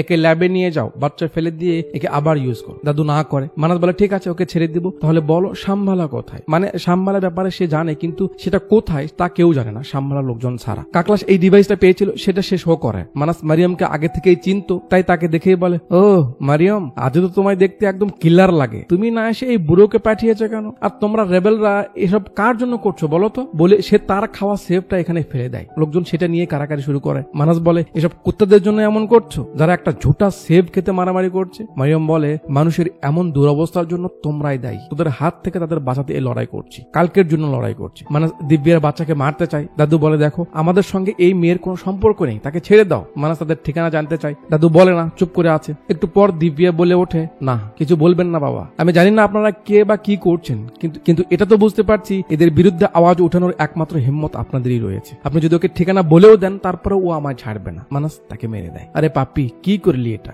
মানাস সবার উদ্দেশ্যে বলে কান খুলে শুনে নাও সবাই, এখানে কোনো ভগবান নেই, কোনো সৃষ্টিকর্তা নেই, কেউ তোমাদের বাঁচাতে আসবে না। এখানে তোমাদের একমাত্র প্রভু হলো সুপ্রিম ইয়াস্কিন, সেই তোমাদের গড। দাদু বলে ওঠে রক্ষক একজনই হয়, কিন্তু সে ইয়াস্কিন নয়, সে আসবে তোদের এই রাজ্য ধ্বংস করতে, সে আসবে। মানাস দাদুকেও মেরে দেয়। এরা এখানে লুকিয়ে দেখছিল, মানাস সেটাও বুঝতে পারে আর তাদের উপর বাউন্টি লাগিয়ে দেয় 5000-এর। দাদু ছিল শাম্বালার সব থেকে পুরনো লোক, তার এমন মৃত্যু মারিয়ামকে হার্ট করে। এবার একটু শাম্বালার অবস্থা আমাদের দেখানো হয়, যেমনটা পুরাণে বলা আছে, একটা বিশাল গাছ যেটা মৃত থাকবে, কিন্তু মা সুমতি যার নাম হবে তার আশাতে গাছে পাতা বের হবে, আর মারিয়াম সহ হাজার হাজার লোক এখানে তারই অপেক্ষা করছে। ও হ্যাঁ, এ মারিয়াম আর কেউ না, শোভনা ম্যাম। ওদিকে সবাই রেবেল সহ রায়ার পিছু নিয়েছে। এখানে এসে সবাই আলাদা হয়ে যায়। ক্যামেরা লাকি নামের এই রেবেলকে ফলো করে, যে দৌড়াতে দৌড়াতে এখানে এসে থামে। পিছনে কাকলাস, আর এখানে এটা কে চিনেছেন? বুজ্জি। লাকিকে দেখে স্ক্যান করে বুঝতে পারে এর উপর বাউন্টি রয়েছে, সে তার অস্ত্র চালায়। এমন একটা ডিভাইস যেটা ছোট বাট হাতে এসে পড়াতেই এমন বড় হয়ে হ্যান্ডকাপের মতো হয়ে যাবে। বুজ্জি লাকিকে ধরে আর কাকলাসকে এখান থেকে যেতে বলে। কাকলাস বুজ্জির উপর গুলি চালায়। খারা, এবার তোদের সাইজ করতে বস আসছে। ব্যাস ভেতর থেকে এন্ট্রি মারে দ্য গ্রেট ফাইটার, যে কখনো কোনো ফাইট হারেনি, one and only Baahubali, Prabhas boss অর্থাৎ ভাইরাবা। চল বেটা, ওকে ছেড়ে তোরা চলে যা, আমরা এখন ওকে ধরেছি, যা। তাই কি আর হয়? 5000 ইউনিট কেউ কি ছাড়ে? কাকলার গলাবাজি করে যে তোর ব্যাপারে অনেক শুনেছি বেটা, কিন্তু তুই আমার ব্যাপারে শুনিসনি। শুধু ওর ইউনিটস কেন, তুই যদি ওকে আমাদের কাছ থেকে নিতে পারিস তাহলে আমিও তোকে 5000 উল্টো দিব। চল আমাদের কাছ থেকে ওকে নিয়ে দেখা। এবার লেগে যায় ভাইয়ের স্বার্থে। ব্যাস শুরু হয় তার কেরামাতি। ওই যে পিচ্চির থেকে হলোগ্রাফির পাথর নিয়েছিল, সেটা মনে আছে? সেটা খুব ভালোভাবেই এখন কাজে লাগাচ্ছে। যাক, এখানে একটা লম্বা ফাইট সিন হয়, যেটা দেখার আসলে খুব প্রয়োজন নেই। লাকি ভাইরাবার ব্যাপারে অনেক শুনেছে, সেও তার ফ্যান, মানে ভাইরাবাকে সবাই চেনে। ভাই তো এদের উড়ে দূরে মারছে, আবার কমপ্লেক্স দেখে ভিতরে যাওয়ার স্বপ্নও দেখছে। যাক, মারামারি শেষে কাকলাসের থেকে ইউনিট নিয়ে সেখান থেকে চলে যায়। সিন কাশির বাইরে আসে। কমপ্লেক্সের পক্ষ থেকে কিছু মেশিন বাইরে সেট করা আছে, যারা ধ্বংস হওয়া বালুর মাঝে বিভিন্ন জিনিস খুঁজে বেড়ায়। সেখানে একটা কিছু ধরা পড়ে, জিনিসটা খুব সিরিয়াস, তাই কমপ্লেক্সের দ্বিতীয় পাওয়ারফুল ব্যক্তি কাউন্সিলর বানিকে ডাকা হয়। এখানে এন্ট্রি হয় মুভির অন্যতম আরেক ক্যারেক্টার অনিল জর্জ স্যার অর্থাৎ কাউন্সিলর বানি। চিনেছেন এনাকে? ওই যে একটা ডায়লগ আছে না, ভাই আরে হারামি হো বেটে, ইনিই সে। জিনিসটা দেখে, তারপর যখন উঠানো হয় বানি আন্দাজ করতে পারে এটা কি হতে পারে। সিন ঠাস করে কেটে অ্যালার্মের শব্দে জেগে ওঠায় আর এন্ট্রি করায় মুভির অন্যতম আরেক character, very pretty and sweet, আমাদের সবার পরিচিত দীপিকা পাডুকোন দিদি, অর্থাৎ SUM80 কমপ্লেক্স ল্যাব স্টাফ। এখানে তার মতো অনেক মেয়ে রয়েছে যাদের হাতে এমন সিল গলানো আছে, হাত শো করলে তাদের খাবার আসে, সেটা খাওয়ার পর তাদের কাজ হলো ল্যাবে অনেকগুলো প্রেগনেন্ট মেয়েদের বন্দি করে রাখা আছে, তাদের খাবার দেওয়া, খেয়াল রাখা, এটাই তাদের রুটিন, রোজ এটাই করতে হয়। আর এই মেয়েদের চোখে চোখে রাখার জন্য যে সেনাবাহিনী মোতায়েন করা আছে তাদের মাঝে এই কানের ময়লা খেয়ে নেশা করা ইনসান দিদির দিকে বদ নজর দেয়। দিদি রোজ তার কাজ করে আর কিসের যেন একটা হিসেব করে। একদিন একটা আপেল সে চুরি করে নিয়ে যাচ্ছিল, এই হনুমান সামনে এসে খাড়ায়। দিদি বিচার দেওয়ার ভয় দেখালে সে আপেল চুরির ভয় দেখায়। কোনো মতো সেদিন পার হয়ে আসে। ওদিকে মানাস ল্যাবে আসে আপডেট নিতে। এখানে আমরা মূল ব্যাপারটা বুঝতে পারি যে মেয়েদের তারা বাসায় কেন করছে। তো যে মেয়েরা গর্ভবতী হতে পারে তাদের প্রেগনেন্ট করে আলাদা চেম্বারে রাখা হয়েছে, যেমনটা আগে দেখলেন। আর প্রেগনেন্সিটা কোনো পুরুষের দ্বারাই নয়, সুপ্রিম ইয়াসকিন একটা ফর্মুলা দিয়েছে, সেটার মাধ্যমে করা হচ্ছে। সুপ্রিম ইয়াসকিন এমন গর্ভধারণ মেয়ে চায় যে 150 দিন অব্দি বাচ্চাকে পেটে রাখতে পারবে, কিন্তু আজ অব্দি তা হয়নি, কারণ তার ফর্মুলা এতটা পাওয়ারফুল যে কোনো মেয়ে 90 থেকে 100 দিনের বেশি সার্ভাইভ করতে পারছে না। বাচ্চা মেয়েদের উপরও টেস্ট করা হচ্ছে, কিন্তু কাজ হচ্ছে না। একটা মেয়ে 2 দিন একটু বেশি টিকেছে, মানুষ তাকে এক্সট্রাক্ট করতে বলে। মানে যে মেয়ের বেবি লম্বা সময় পেটে থাকবে তাকে এই চেম্বারে আনা হয়। তার পেটে একটা ডিভাইস লাগানোই থাকে, সেটার সঙ্গে আরো কিছু ওয়্যার যুক্ত হয়। তারপর তার পেটের ভিতর থেকে সিরাম বের করে নিচে জমা হয়। যদি সে কাজের না হয় তাহলে অটো গেট খুলে পড়ে যায়, যেটা সোজা এসে এই আগুনের গর্তে পড়ে। এভাবে অনেক মেয়ে মারা গেছে, তাদের এক্সপেরিমেন্ট সফল হয়নি। এই মেয়েকে দিয়েও কিছু হলো না। তাই সায়েন্টিস্ট বলে, স্যার সুপ্রিম কি চায় তা যদি আমরা ক্লিয়ার জানতে পারি তাহলে আমাদের কাজের জন্য সুবিধা হবে। এই ফর্মুলায় সে কি এমন ব্যবহার করছে যে কোনো মেয়ে 90 থেকে 100 দিনের বেশি সার্ভাইভ করতে পারছে না। এমন আরো অনেক প্রশ্ন রয়েছে, প্লিজ আপনি আমাকে তার কাছে নিয়ে চলুন, আমি প্রশ্ন করতে চাই। মানুষ বলে, ঠিক আছে চলুন। কাকু ওই মেয়ে থেকে যেটুকু সিরাম বের হয়েছিল সেটা নিজের কাছে রেখে অন্য একটা বের করে নেয়। এরপর একটা জায়গায় আসে যেখানে বানি দাঁড়িয়েছিল, ইশারা করে সে কে। মানাস বলে প্রজেক্ট কের ব্যাপারে তার কিছু ডাউটস রয়েছে, তাই সুপ্রিমের কাছে নিয়ে যাচ্ছে তার ডাউটস ক্লিয়ার করতে। বানি তাদের উপরে উঠিয়ে নেয়, তারপর তার হাত এমন করলে পাওয়ার চালু হয়। একটা মানুষের মতো জিনিস হাত উঠিয়ে সুপ্রিম যেখানে আছে সেই গেটের দিকে নিতে থাকে। মানাস সিরামটা নিজের কাছে নেয়, একটু পর তার জায়গা মতো চলে আসে। মুভির সব থেকে খতরনাক ক্যারেক্টারের এন্ট্রি হতে চলেছে, সিট বেঁধে বসুন। 3 জন চলে আসে এখানে, জায়গাটা কঠিন করে সাজিয়েছে। বানি বলে, স্যার মানাস এসেছে প্রজেক্ট কে থেকে। সুপ্রিমের আশেপাশে 4-5টা বলের মতো কি যেন সবসময় ঘোরাফেরা করে, তার সঙ্গেই থাকে। তারা খুবই পাওয়ারফুল। সেখান থেকে একটা এসে মানাসের কাছ থেকে সিরামটা নিয়ে যায়, তারপর সুপ্রিমের বুকে থাকা একটা ফুটোতে লাগিয়ে দেয়। সিরাম ভিতরে যাওয়ার একটু পর তার রিয়াক্ট হয় আর ভয়ানক একটা লুকে এন্ট্রি করায় সাউথের অ্যাক্টিং কিং, অভিনয়ের বাদশাহ কামাল হাসান স্যার, অর্থাৎ মুভির সব থেকে ভয়ানক ক্যারেক্টার কমপ্লেক্সের মালিক সুপ্রিম ইয়াসকিনের। সিরামের রিয়াকশনে সে পড়ে যায়। এরা তো ভয় পাচ্ছে, কি হলো। পরিবেশ একেবারে শান্ত, এদের হার্টবিট ফাস্ট হয়ে গেছে, না জানি কি হয়। একটু পর ধুম করে বের হয়ে আসে সুপ্রিম। কি একটা লুক মাইরি। কাপা কাপা ভারী গলায় বলে, আজ অনেকদিন পর কেউ আমায় মারার চেষ্টা করলো। হয়তো মানুষের বিচি চিপাই উঠে গেছে, কারণ সিরাম সে দিয়েছিল। এটা ঘুরতে ঘুরতে সাঁ করে এসে ডক্টরকে ধরে ফেলে। মানে সে সিরাম পাল্টে পয়জন ওলা একটা সিরাম দিয়ে সুপ্রিমকে মারার চেষ্টা করেছে। সুপ্রিম বলে, মৃত্যুকে আমি অনেক প্রাণ দিয়েছি, সে আমার কিচ্ছু করবে না। ডক্টর আবারও সুচের মতো কিছু দিয়ে তার বুকে মারে, বাট তাতেও তার কিচ্ছু হয় না। সুপ্রিম বলে, আমার আফসোস লাগে তোমাদের জন্য। আচ্ছা আমায় মারতে চাও কেন? ডক্টর বলে, ভালোর জন্য। সুপ্রিম বলে, ভালো না, এই ভালাই অনেক জান নিয়েছে। ডক্টর বলে, তোর হাত থেকে দুনিয়াকে বাঁচাতে চাই। সুপ্রিম বলে, আমিও তো তাই করেছি। কখনো ভালাই, কখনো টাকা পয়সা, তো কখনো ক্ষমতার জন্য তোমরা মানুষটা যুদ্ধ করে বেড়াও। তোমরাই তো পৃথিবী ধ্বংস করছিলে। প্রকৃতির মাঝে থেকে তাকে বুঝতে না পারা মানুষদের প্রকৃতি দিয়েই ধ্বংস করেছি। ডক্টর যেই বলে, দুনিয়াকে সাজানো গোছানোর তুই কে? সুপ্রিম রেগে যায় আর তার গলার স্বর একেবারে পাল্টে যায়। আবে তোরা মানুষরা প্রকৃতি ধ্বংস করার কে? কত যুগ পরিবর্তন হলো, কত সময় এলো গেল, তোরা মানুষরা পরিবর্তন হসনি। আসলে দোষটা তোদের না, তোদের হিউম্যান ডিফেক্টসটাই এমন। এরপর সে তার চোখ থেকে একটা ফোঁটা পানি নিয়ে এমন করে আর ডক্টর আরো চিপায় পড়ে। এরপর সুপ্রিম বলে, তুই জানতে চাইছিলি না এই ফর্মুলাতে কি এমন আছে? তো শোন, তোদের এই হিউম্যান ডিফেক্টসের সলিউশন। শুধু তাই না, প্রতিটা ব্যাপারের সলিউশন এর মাঝে রয়েছে। আরো কানের কাছে গিয়ে বলে, ভয় পাস না, একটা নতুন যুগ আসতে চলেছে বলে ডক্টরকে মেরে দেয়। আর এদের আদেশ দেয়, ফর্মুলা 150 দিনের উপরে সেট করো, খুঁজে বের করো এমন মেয়েকে বলে সে আবার তার ধ্যানে বসে যায়। চিন্তা করতে পারছেন সে কতটা পাওয়ারফুল, কতটা ভয়ানক হতে পারে।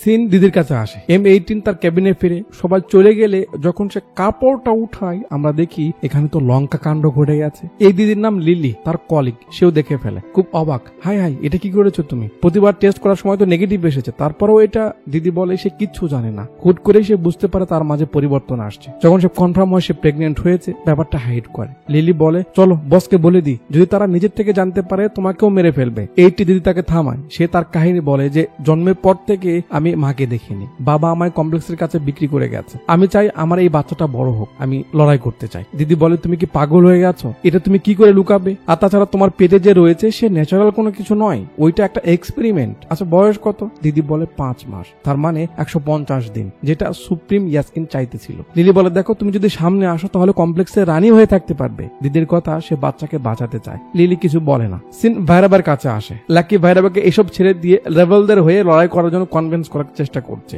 ভাইরাবা বলে শোন বেটা, দুনিয়াতে তুই যেই সাইডেই থাক না কেন, কেউ তোর আপন না। এখানে বেঁচে থাকতে হলে একটাই সাইড রয়েছে, সেটা হলো নিজের সাইড, সেলফ সাইড। আমি সবার হয়ে লড়াই করে দেখেছি, অবশেষে বুঝতে পেরেছি সেলফিশ হওয়া ছাড়া এখানে টিকা যাবে না। ভাইরাবা তার কাহিনী শোনায়। যুদ্ধের সময় সে তার পরিবার থেকে আলাদা হয়, একটা ক্যাপ্টেন তাকে কুড়িয়ে পায়। কি চিনেছেন নাকি বলতে হবে কে? এমনি কি শুরুতে বলেছিলাম ভিতরে ভিতরে মশলা আছে? দুলকার সালমান বস, শিপ ক্যাপ্টেন। কাহিনী আগে যায় নাকি? ভাইরাবা বলছে ক্যাপ্টেন আমায় তার কাছে রেখে দেয়, আমি নাকি একটুও কাঁদিনি। এরপর সে আমাকে বড় করতে থাকে, আমাকে তার সবকিছু শেখাতে থাকে, কিভাবে দুনিয়াতে চলতে হবে, কিভাবে লড়াই করতে হবে, সায়েন্স কি, শক্তি কোথায় দেখাতে হবে, বুদ্ধির খেল কি, সব সে আমায় শিখিয়েছে। তার এসব কাণ্ডের জন্য কমপ্লেক্স তার উপর বাউন্টি লাগিয়ে দেয়, কিন্তু তারপরেও সে আমায় ছাড়ে না। ক্যাপ্টেনের একটাই বাজে অভ্যেস ছিল, জুয়া। সে জুয়াতে সবকিছু হারিয়ে ফেলে। কমপ্লেক্সের ভিতরে যাওয়ার জন্য তার কাছে আর কিছুই ছিল না, আমি ছাড়া। ক্যাপ্টেন ভিতরে যেতে আমায় বিক্রি করে দেয়। একদিন দরজায় নক পড়ে, আমি খুলতে যাব, ক্যাপ্টেন সরি বলে, বাট ক্যাপ্টেন ভুলে গেছিল সেই আমাকে সবকিছু শিখিয়েছে। ক্যাপ্টেনের লোক আসার আগে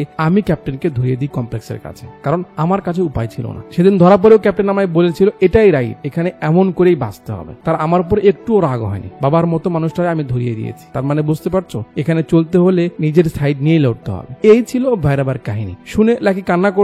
বুজ্জির কাছে সিগন্যাল আসে তার রুমে কেউ জোরপূর্বক ঢুকেছে। সিন চলে আসে ভাইরাবার বাড়িতে, আর এখানে এন্ট্রি হয় বাড়ির মালিক, ফেমাস কমেডিয়ান ব্রহ্মানন্দম স্যার অর্থাৎ রমজান কাকা। কিছু লোক এটা সেটা খুঁজতেছে। কাকু বলে আরে কিছুই নেই, যা যা কাজের ছিল ও সব বিক্রি করে দিয়েছে, আমি কোনো কাজের না, তাই জাস্ট আমাকে বিক্রি করতে পারেনি, তা না হলে আমাকেও বেচে দিত। শালা, মনে হয় বাড়ির মালিক ও আর আমি ভাড়াটিয়া। ভাইরাবা আসে, আরে বস তুমি 10,000 ইউনিটস এর জন্য এখানে আসতে হবে। তারপর আরেক চাইনিজ নাকি জাপানিজ বের হয়, মানে এরা সবাই তার থেকে টাকা পাবে। সে সবার থেকে ধার দেনা করে চলে, কিন্তু কাউকে শোধ করে না। তারা কথা বলছিল, এর মাঝে আবার আগুন লাগাতে এন্ট্রি হয় আগুনের দলা, অ্যাক্টিং কলেজের প্রভাষিকা, দিশা পাটানি অর্থাৎ রক্সি। যদিও তার কোনো প্রয়োজন ছিল না, বাট ডিরেক্টরের জুলকানি, সে যাকে তাকে চান্স দিতে পারে, এটা তার অধিকার, আমাদের কোনো কিছু নাই। তো তার আশা দেখে বাকিরা চলে যায়, কারণ এখানে থাকলেই আগুন জ্বলে যেতে পারে। তো ভালোবাসার কথা বা মিষ্টি কথা বলে ভাইরাবা রক্সিকে পটিয়েছে, বাট প্রয়োজন ছাড়া সে তার কাছে যায় না, আর তার থেকে যে ইউনিট নিয়েছে সেগুলোও দেয় না। তাই দিদি রাগ দেখাচ্ছে, কিন্তু দুষ্ট লোকের মিষ্টি কথায় মেয়েরাদের কত সহজে ফেসে যায় তা তো আপনারা জানেনই। রাগ ঠান্ডা। রক্সি বলে তার জব লেগেছে কমপ্লেক্সে, সে আর তার ধার ধারবে না। এটা শুনে ভাইরাবা তার পিছে পড়ে যায়, যেন সে তাকে একটুর জন্য কমপ্লেক্সের ভিতরে নিয়ে যায়। রক্সি প্রথমে না করে, কিন্তু ভাইরাবা তাকে পটেই ফেলে, রাজি হয়। ভাইরাবা তো খুব খুশি, কারণ তার জীবন মরণের ইচ্ছে কমপ্লেক্সের ভিতরে যাওয়া। যাক, পরের দিন সময় মতো চলে আসে। এ অবধি আসাটাও কঠিন, তাই খুব এক্সাইটেড। মেশিন স্ক্যান করে, রক্সি ট্রাম্পোটারি কাজের জন্য অনুমতি নিয়েছে। ভাইরাবাকে 1 ঘন্টার সময় দেওয়া হয়। কিছু করার নেই, লিফটে ওঠে, তারপর উপরে যেতে থাকে আর কমপ্লেক্স দেখতে থাকে। একটু পর কাজের ফ্লোরে এসে যায়, রক্সি ভিতরে নিয়ে যায়। রক্সি বলে এটা কমপ্লেক্সের জেনারেটর রুম, এখান থেকেই সব জায়গায় পাওয়ার সাপ্লাই হয়, এসব কিছু পৃথিবী থেকে ছিনিয়ে এনে বানানো হয়েছে। ভাইরাবা আর কি কাজ করবে, সে জাস্ট চারপাশটা দেখে অবাক হচ্ছে যে কি করে বানানো হয়েছে সবকিছু। ভাইরাবা বলে রক্সি সময় পেয়েছি 1 ঘন্টা, কিসের কাজ, চলো তো আমার সঙ্গে, বলে রক্সিকে নিয়ে যায়। তারপর একটা ফ্লোরে থামে, যেখানে এমন সবুজ বাগান। রক্সি তো ভয় পাচ্ছে, কিন্তু ভাইরাবা সবকিছু ভুলে এসব দেখে পাগল হয়ে যায়, এত সুন্দর। তারপর 2টা ঘোড়াও সেখানে আসে, আর তাতে চড়ে দুজন ভিতরে চলে যায়। হালকা মিউজিকের সঙ্গে ক্যামেরা তাদের ফলো করে, আর তাদের মাধ্যমে আমাদের দেখায় যে কমপ্লেক্সের ভিতরে আসলে আসলে কি কি রয়েছে, কেন সবাই ভিতরে আসতে চায়, আর কেন বারবার বলা হচ্ছে যে পৃথিবীর সব থেকে আরামের জায়গা এটা, মানে কোনো কিছুরই অভাব নেই। পাহারাদার ক্যামেরা লুকিয়ে লুকিয়ে এরা সমুদ্রের পাড়ে যায়, সেখান থেকে আবার স্পেশাল লোকদের পার্টিতে যায়, সেখানে নাচা গানা করে, মজা মস্তি করে, বাট একটা শ্যাম্পেনের বোতলের মুখ গিয়ে ক্যামেরাতে লাগে, সেটা মূর্তির উপরে পড়ে আর পুরো পরিবেশটা ঘোলাটে হয়ে যায়। ব্যাস, সেনাদল হাজির, ভাইরাবাকে ধরে ঘাড় ধাক্কা দিয়ে সেখান থেকে বের করে দেয়। হলো SUM-8 দিদির খারাপ লাগছিল তাই তার সিটে আসে, বাট সেখানে এই নালায়েক আড়ি পেতে আছে, জবরদস্তি করার চেষ্টা করে যাতে দিদি পড়ে যায় আর তার পেট বের হয়। এ তো কমপ্লেক্সের লোক, মানুষকে গিয়ে বলে দেবে, দিদি গান নিয়ে নেয়, মারবে। লিলি আসে, তারপর দিদিকে শান্ত হতে বলে আর তাল মাল দিয়ে তার থেকে গানটা নিয়ে একে এনে দেয়, মানে ধোকা দিল। কেমনটা লাগে বলুন? ওদিকে ওই পিচ্চি রায়া পালাতে পালাতে ক্ষুধা লেগে যায়, তাই একটু খাবারের খোঁজে এখানে আসতে দেখে ওই কাকলাসের লোক সেখানে, তার পিছু নাই, মানে তার উপর তো বাউন্ডি লাগানো ছিল। রায়া দৌড়াতে দৌড়াতে শহরের ভিতর থেকে বের হয়ে পাশে একটা পরিত্যক্ত শিব মন্দির ছিল, সেখানে ঢুকে যায়। তার পিছে পিছে রোবটটাও আসে, মানে এখানে পার্সোনালি যে কেউ রোবট রাখতে পারে, কিনতে হয় আর কি। রায়া লুকানোর চেষ্টা করে কিন্তু রোবটটা তাকে ধরে ফেলে। আর এখানে অন্যান্য সব মূর্তির মাঝে একটা মানুষকে দেখা যায়, যার অবস্থা দেখে মনে হচ্ছিল সে অনেক বছর ধরে এখানে তপস্যা করছে। রোবটটা যখন রায়াকে মারছিল, ধ্যানে বসা লোকটা ওঠে, রোবটটা তাকে দেখেই শুট করে, আর দাদুর হাতে কলম ছিল, দাদু ছুঁড়ে মারে। রোবট লাইক উফ, দাদু বড্ড লেগেছে। দাদুকে দেখে রায়া বেহুশ হয়ে যায়। ওদিকে দিদিকে কেবিনে শিফট করা হয় বাকিদের মতোই। সায়েন্টিস্টরা অবাক যে এটা কি করে হলো, তারা এতদিন ধরে ট্রাই করছে, কোনো মেয়ে 100 দিনের উপর বাঁচেইনি, আর এই 150 দিন সার্ভাইভ করলো, কি করে হলো এটা? মানাস তাকে এক্সট্রাক্ট করার আদেশ দেয়। এদিকে রায়ার হুঁশ ফেরে, পানির পিপাসা লেগেছে, তাই শিবের এখানে থাকা বাটির সব পানি সে খেয়ে নেয়। তারপর লক্ষ্য করে ওই দাদুটার বুলেট লেগেছে, একটু ব্যথা পাচ্ছে। রায়া কথা বলে, আরে আপনার তো গুলি লেগেছে, তারপরে আপনি বেঁচে আছেন কি করে? দাদু তার ভাষায় কথা বলে যা রায়া বুঝতে পারে না। আচ্ছা তুমি কে বলো তো, এখানে কি করছো? আমি রায়া, তোমার নাম কি? দাদু কি বলে সে বোঝে না। রায়া বলে, কি ফাইট করলে তুমি, কঠিন, তুমি বাইরে থাকলে কত লোকের জান বাঁচাতে পারবে জানো? দাদু বলে, আমি কেবল একজনের জান বাঁচাবো, কেবল একজনের। এরা এখানে কথা বলুক, ক্যামেরা নিয়ে আসে এখানে। ফাইনালি দিদিকে নিয়ে আসা হচ্ছে এক্সট্রাক্ট করার জন্য। মানুষ খুব খুশি, সে এই উপহার সুপ্রিমকে দিবে। দিদির খুব কষ্ট লাগছে, বা তার কষ্টের কি যায় আসে এখানে। মেশিনে উঠানো হয়, জোর করে তার হাত বাঁধা হয়, তারপর প্রসেস শুরু হয়। দিদি চোখ বন্ধ করে উপরওয়ালাকে স্মরণ করে, কারণ এই সময় সেই একমাত্র তাকে বাঁচাতে পারে। আর একটু পর চমৎকার হয়, পাওয়ারের প্রবলেম শুরু হয়, শর্ট সার্কিট হতে থাকে। বাণী পুরাণ পড়ছিল, কিছু লক্ষ্য করে ওই যে মরুর মাঝে পাওয়া জিনিসটা, মনে হচ্ছিল তার সঙ্গে কিছু একটা হচ্ছে। গিয়ে কাপড়টা সরিয়ে লক্ষ্য করছে। ওদিকে যুদ্ধের স্মৃতি চোখে ভাসিয়ে আকাশের গর্জনে দাদু চমকে ওঠে, কিছু হয়তো মনে পড়ছে। বাণী সেই গান্ডিবটা যেই উঠাতে যায়, এত পরিমাণ পাওয়ার তাতে থাকে যে সে ঝটকা খেয়ে ছিটকে পড়ে যায়। বাণী বুঝতে পারে এটা সাধারণ কোনো ধানুষ নয়। ফায়ারিং এর দিকে লক্ষ্য করতে গিয়ে মানাস দিদির কথা ভুলে যায়। মেশিনে দেখে সে নেই। কি হলো? মেশিন তাকে ছেড়ে দিয়েছে। সে পড়ে যাচ্ছে, বাঁচার অনেক চেষ্টা করে কিন্তু আবারও পড়ে যায়। আর ঠিক যখন আগুনে পড়বে, কেউ তার হাতটা ধরে ফেলে, আর কেউ না, লিলি। লিলি বলে, তোমাকে বাঁচানোর আর কোনো উপায় ছিল না, তাই তোমাকে ধরিয়ে দিয়েছি, সরি। মানে সেই হয়তো পাওয়ারের ঝামেলা করেছে। দিদি কান্না করে যে আমি ভেবেছিলাম আমার বাচ্চাকে হয়তো বাঁচাতে পারবো না। লিলি বলে, তোমার বাচ্চার প্রতি এত ভালোবাসা দেখেই তো আমার মন পাল্টে গেছে, চলো আমি আমার লোকদের সিগন্যাল পাঠিয়েছি, ওরা তোমায় দেখে নেবে। দিদি বলে, তোমার লোক মানে? লিলি ক্লিয়ার করে যে সে আসলে রেবেল এজেন্ট, এখানে স্পাই সেজে আছে। লিলি বলে, কমপ্লেক্সের এটা গোপন এক্সিট, যার ব্যাপারে বাইরের কেউ জানে না। ওই যে রাস্তা দেখছো, তোমায় ওই দিক দিয়ে যেতে হবে। এর মাঝে একটা সোলজার সেখানে আসে, বাট লিলি তার সঙ্গে ডিল করে। সে তাকে থামায় আর দিদিকে তাড়াতাড়ি যেতে বলে। দিদি পার হয়ে আসে। লিলি বলে, সামনের রাস্তা পার হলে আমার লোকদের কাছে পৌঁছে যাবে, তুমি যাও। আর তুমি? লিলি বলে, আমার কথা ভেবো না, তুমি যাও। ওদিকে ভাইরাবা একটা বারে বসেছিল। এক কাকু এসে বলে, এ ভাইরাবা, তোর ভবিষ্যৎ দেখবি? ভাইরাবা যদিও এসব মানে না, তারপরেও কৌতূহল হয়। টিয়া পাখি তার এমন একটা কার্ড বের করে যা দেখে কাকু নিজেও অবাক। কাকু বলে, এমন কার্ড আমি কখনো দেখিনি। ভাইরাবা, তোর লাইফ পরিবর্তন হতে চলেছে, কিছু তো তোর লাইফে বড় হতে যাচ্ছে। ভাইরাবা মনে করে সে কমপ্লেক্সে যাবে, তাই সিরিয়াসলি নেয় না। দিদি চলে আসে এখানে। সামনের এই গলি পার হতে পারলেই সে বেঁচে যাবে, কিন্তু বলা যাচ্ছে না এখানে কি ট্র্যাপ বিছানো আছে। এই গলির মাথাতেই এরা অপেক্ষা করছে। এখানে এন্ট্রি হয় ছোট্ট একটা রেবেল সেনা। চিনে নাকে মালিয়ালাম ইন্ডাস্ট্রির ছোট্ট কিউট মেয়েটা কেমন বানিয়েছে, অস্থির। এটার আসল নাম আন্নাবেন। এখানে কায়রা বলছে, লিলি সিগন্যাল পাঠালো, আমাদের দেখা উচিত বলে সে সামনে যাচ্ছে। তার কান ধরে টেনে আনে রেবেল সেনা প্রধান পশুপতি স্যার, অর্থাৎ বিরান বলে, এমনিতেই অনেক জান গেছে, চুপচাপ এখানে থাকো, আমরা সাম্বালা ফিরে যাব। দিদি এখানে যে পা দেয়, সেন্সর অ্যালার্ট হয়ে এখানে আগুন বের হতে থাকে। হ্যাঁ, এবার কি হবে? আবার তখনই মন্দিরের দিয়া নিভে যায়। দাদু বলতে থাকে, লক্ষণ। রায়া তো হা করে আছে। দাদু উঠে গিয়ে দেখে পাত্রে পানি নেই, শুকনো। রায়ার কাছে সেই শিবমণি জ্বলছে। দাদু তার কাছ থেকে সেই শিবমণিটা নিয়ে নেয়। আর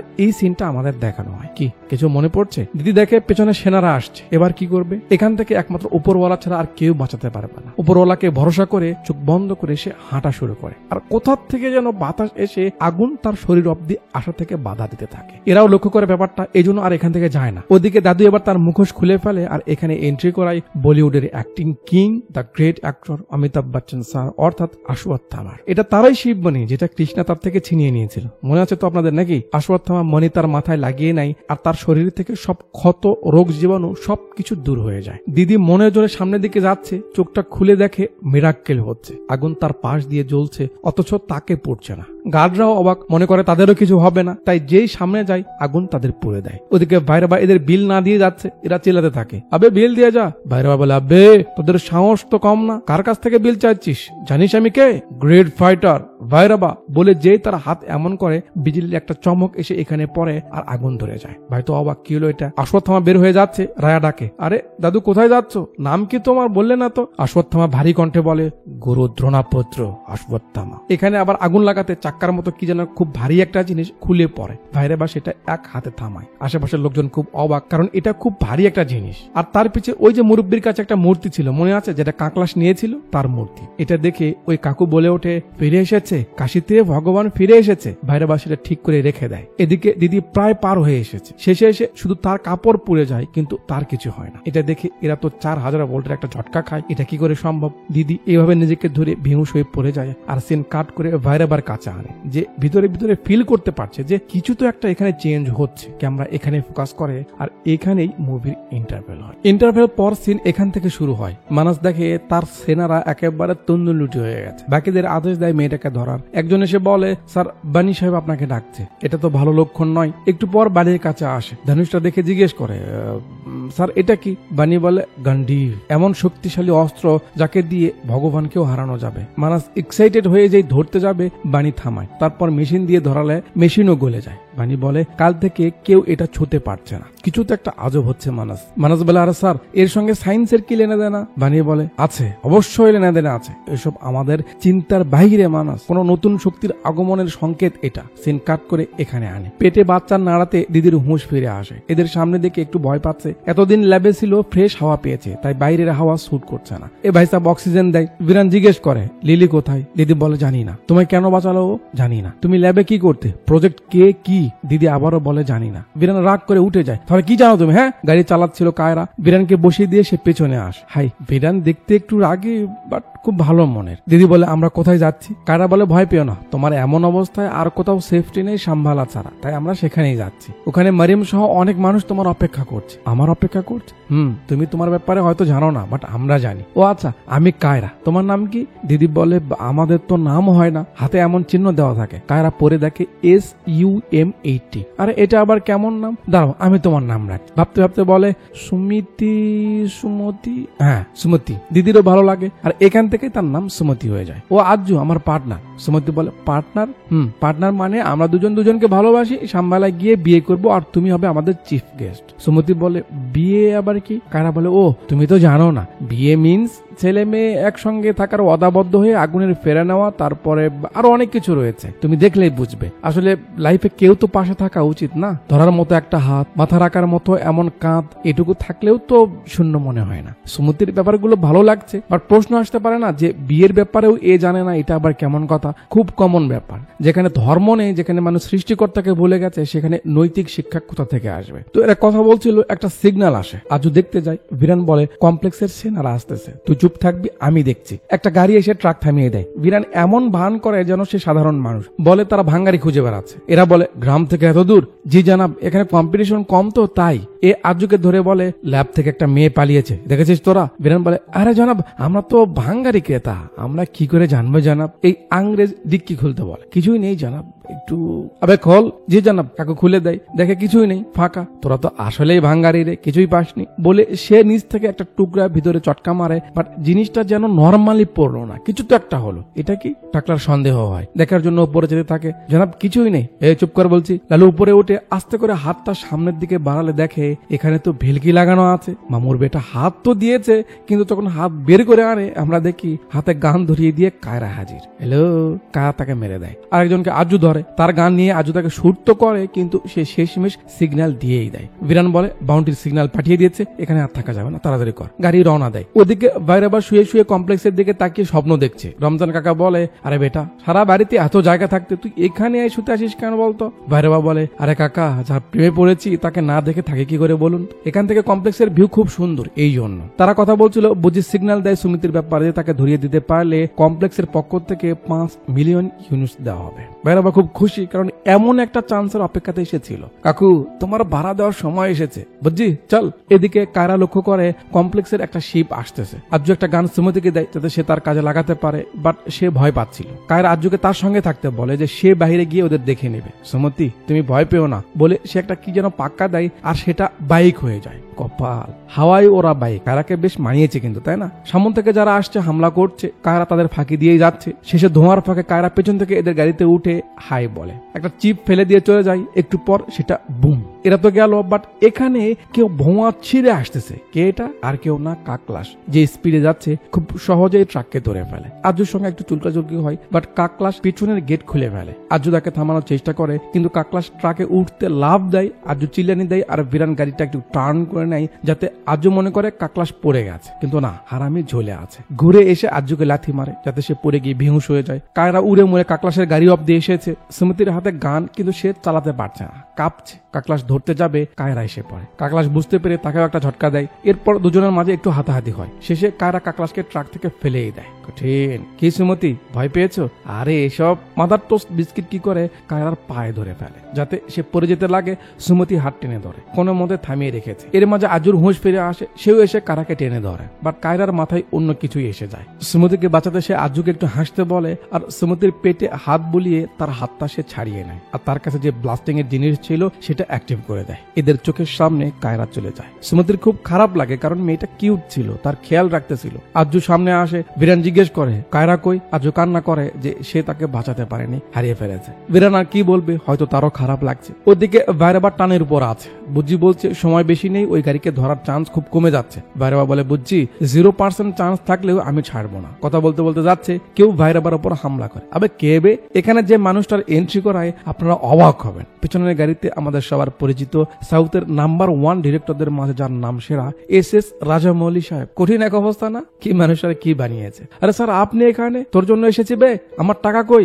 আরে স্যার, কয়েক টাকার জন্য আপনি আমার পিছু নিয়েছেন? মানে কাকুর কাছ থেকে ভাইরাবা কি যেন সব নিয়েছে, কাকু তাই তাকে ধরতে এসেছে। ভাইরাবা বুজ্জিকে ফ্লাইট মুড অন করতে বলে। বুজ্জি অ্যালার্ট করে দেয় এটা সেফটি নয়। তারপরে ভাইরাবা প্রেসার দেওয়াতে বুজ্জি গাড়িকে প্লেন বানিয়ে দেয়, আর উড়িয়ে গিয়ে কাকুকে চাকমা দেয়। এ ভাইরাবা, তোকে দেখে নিব।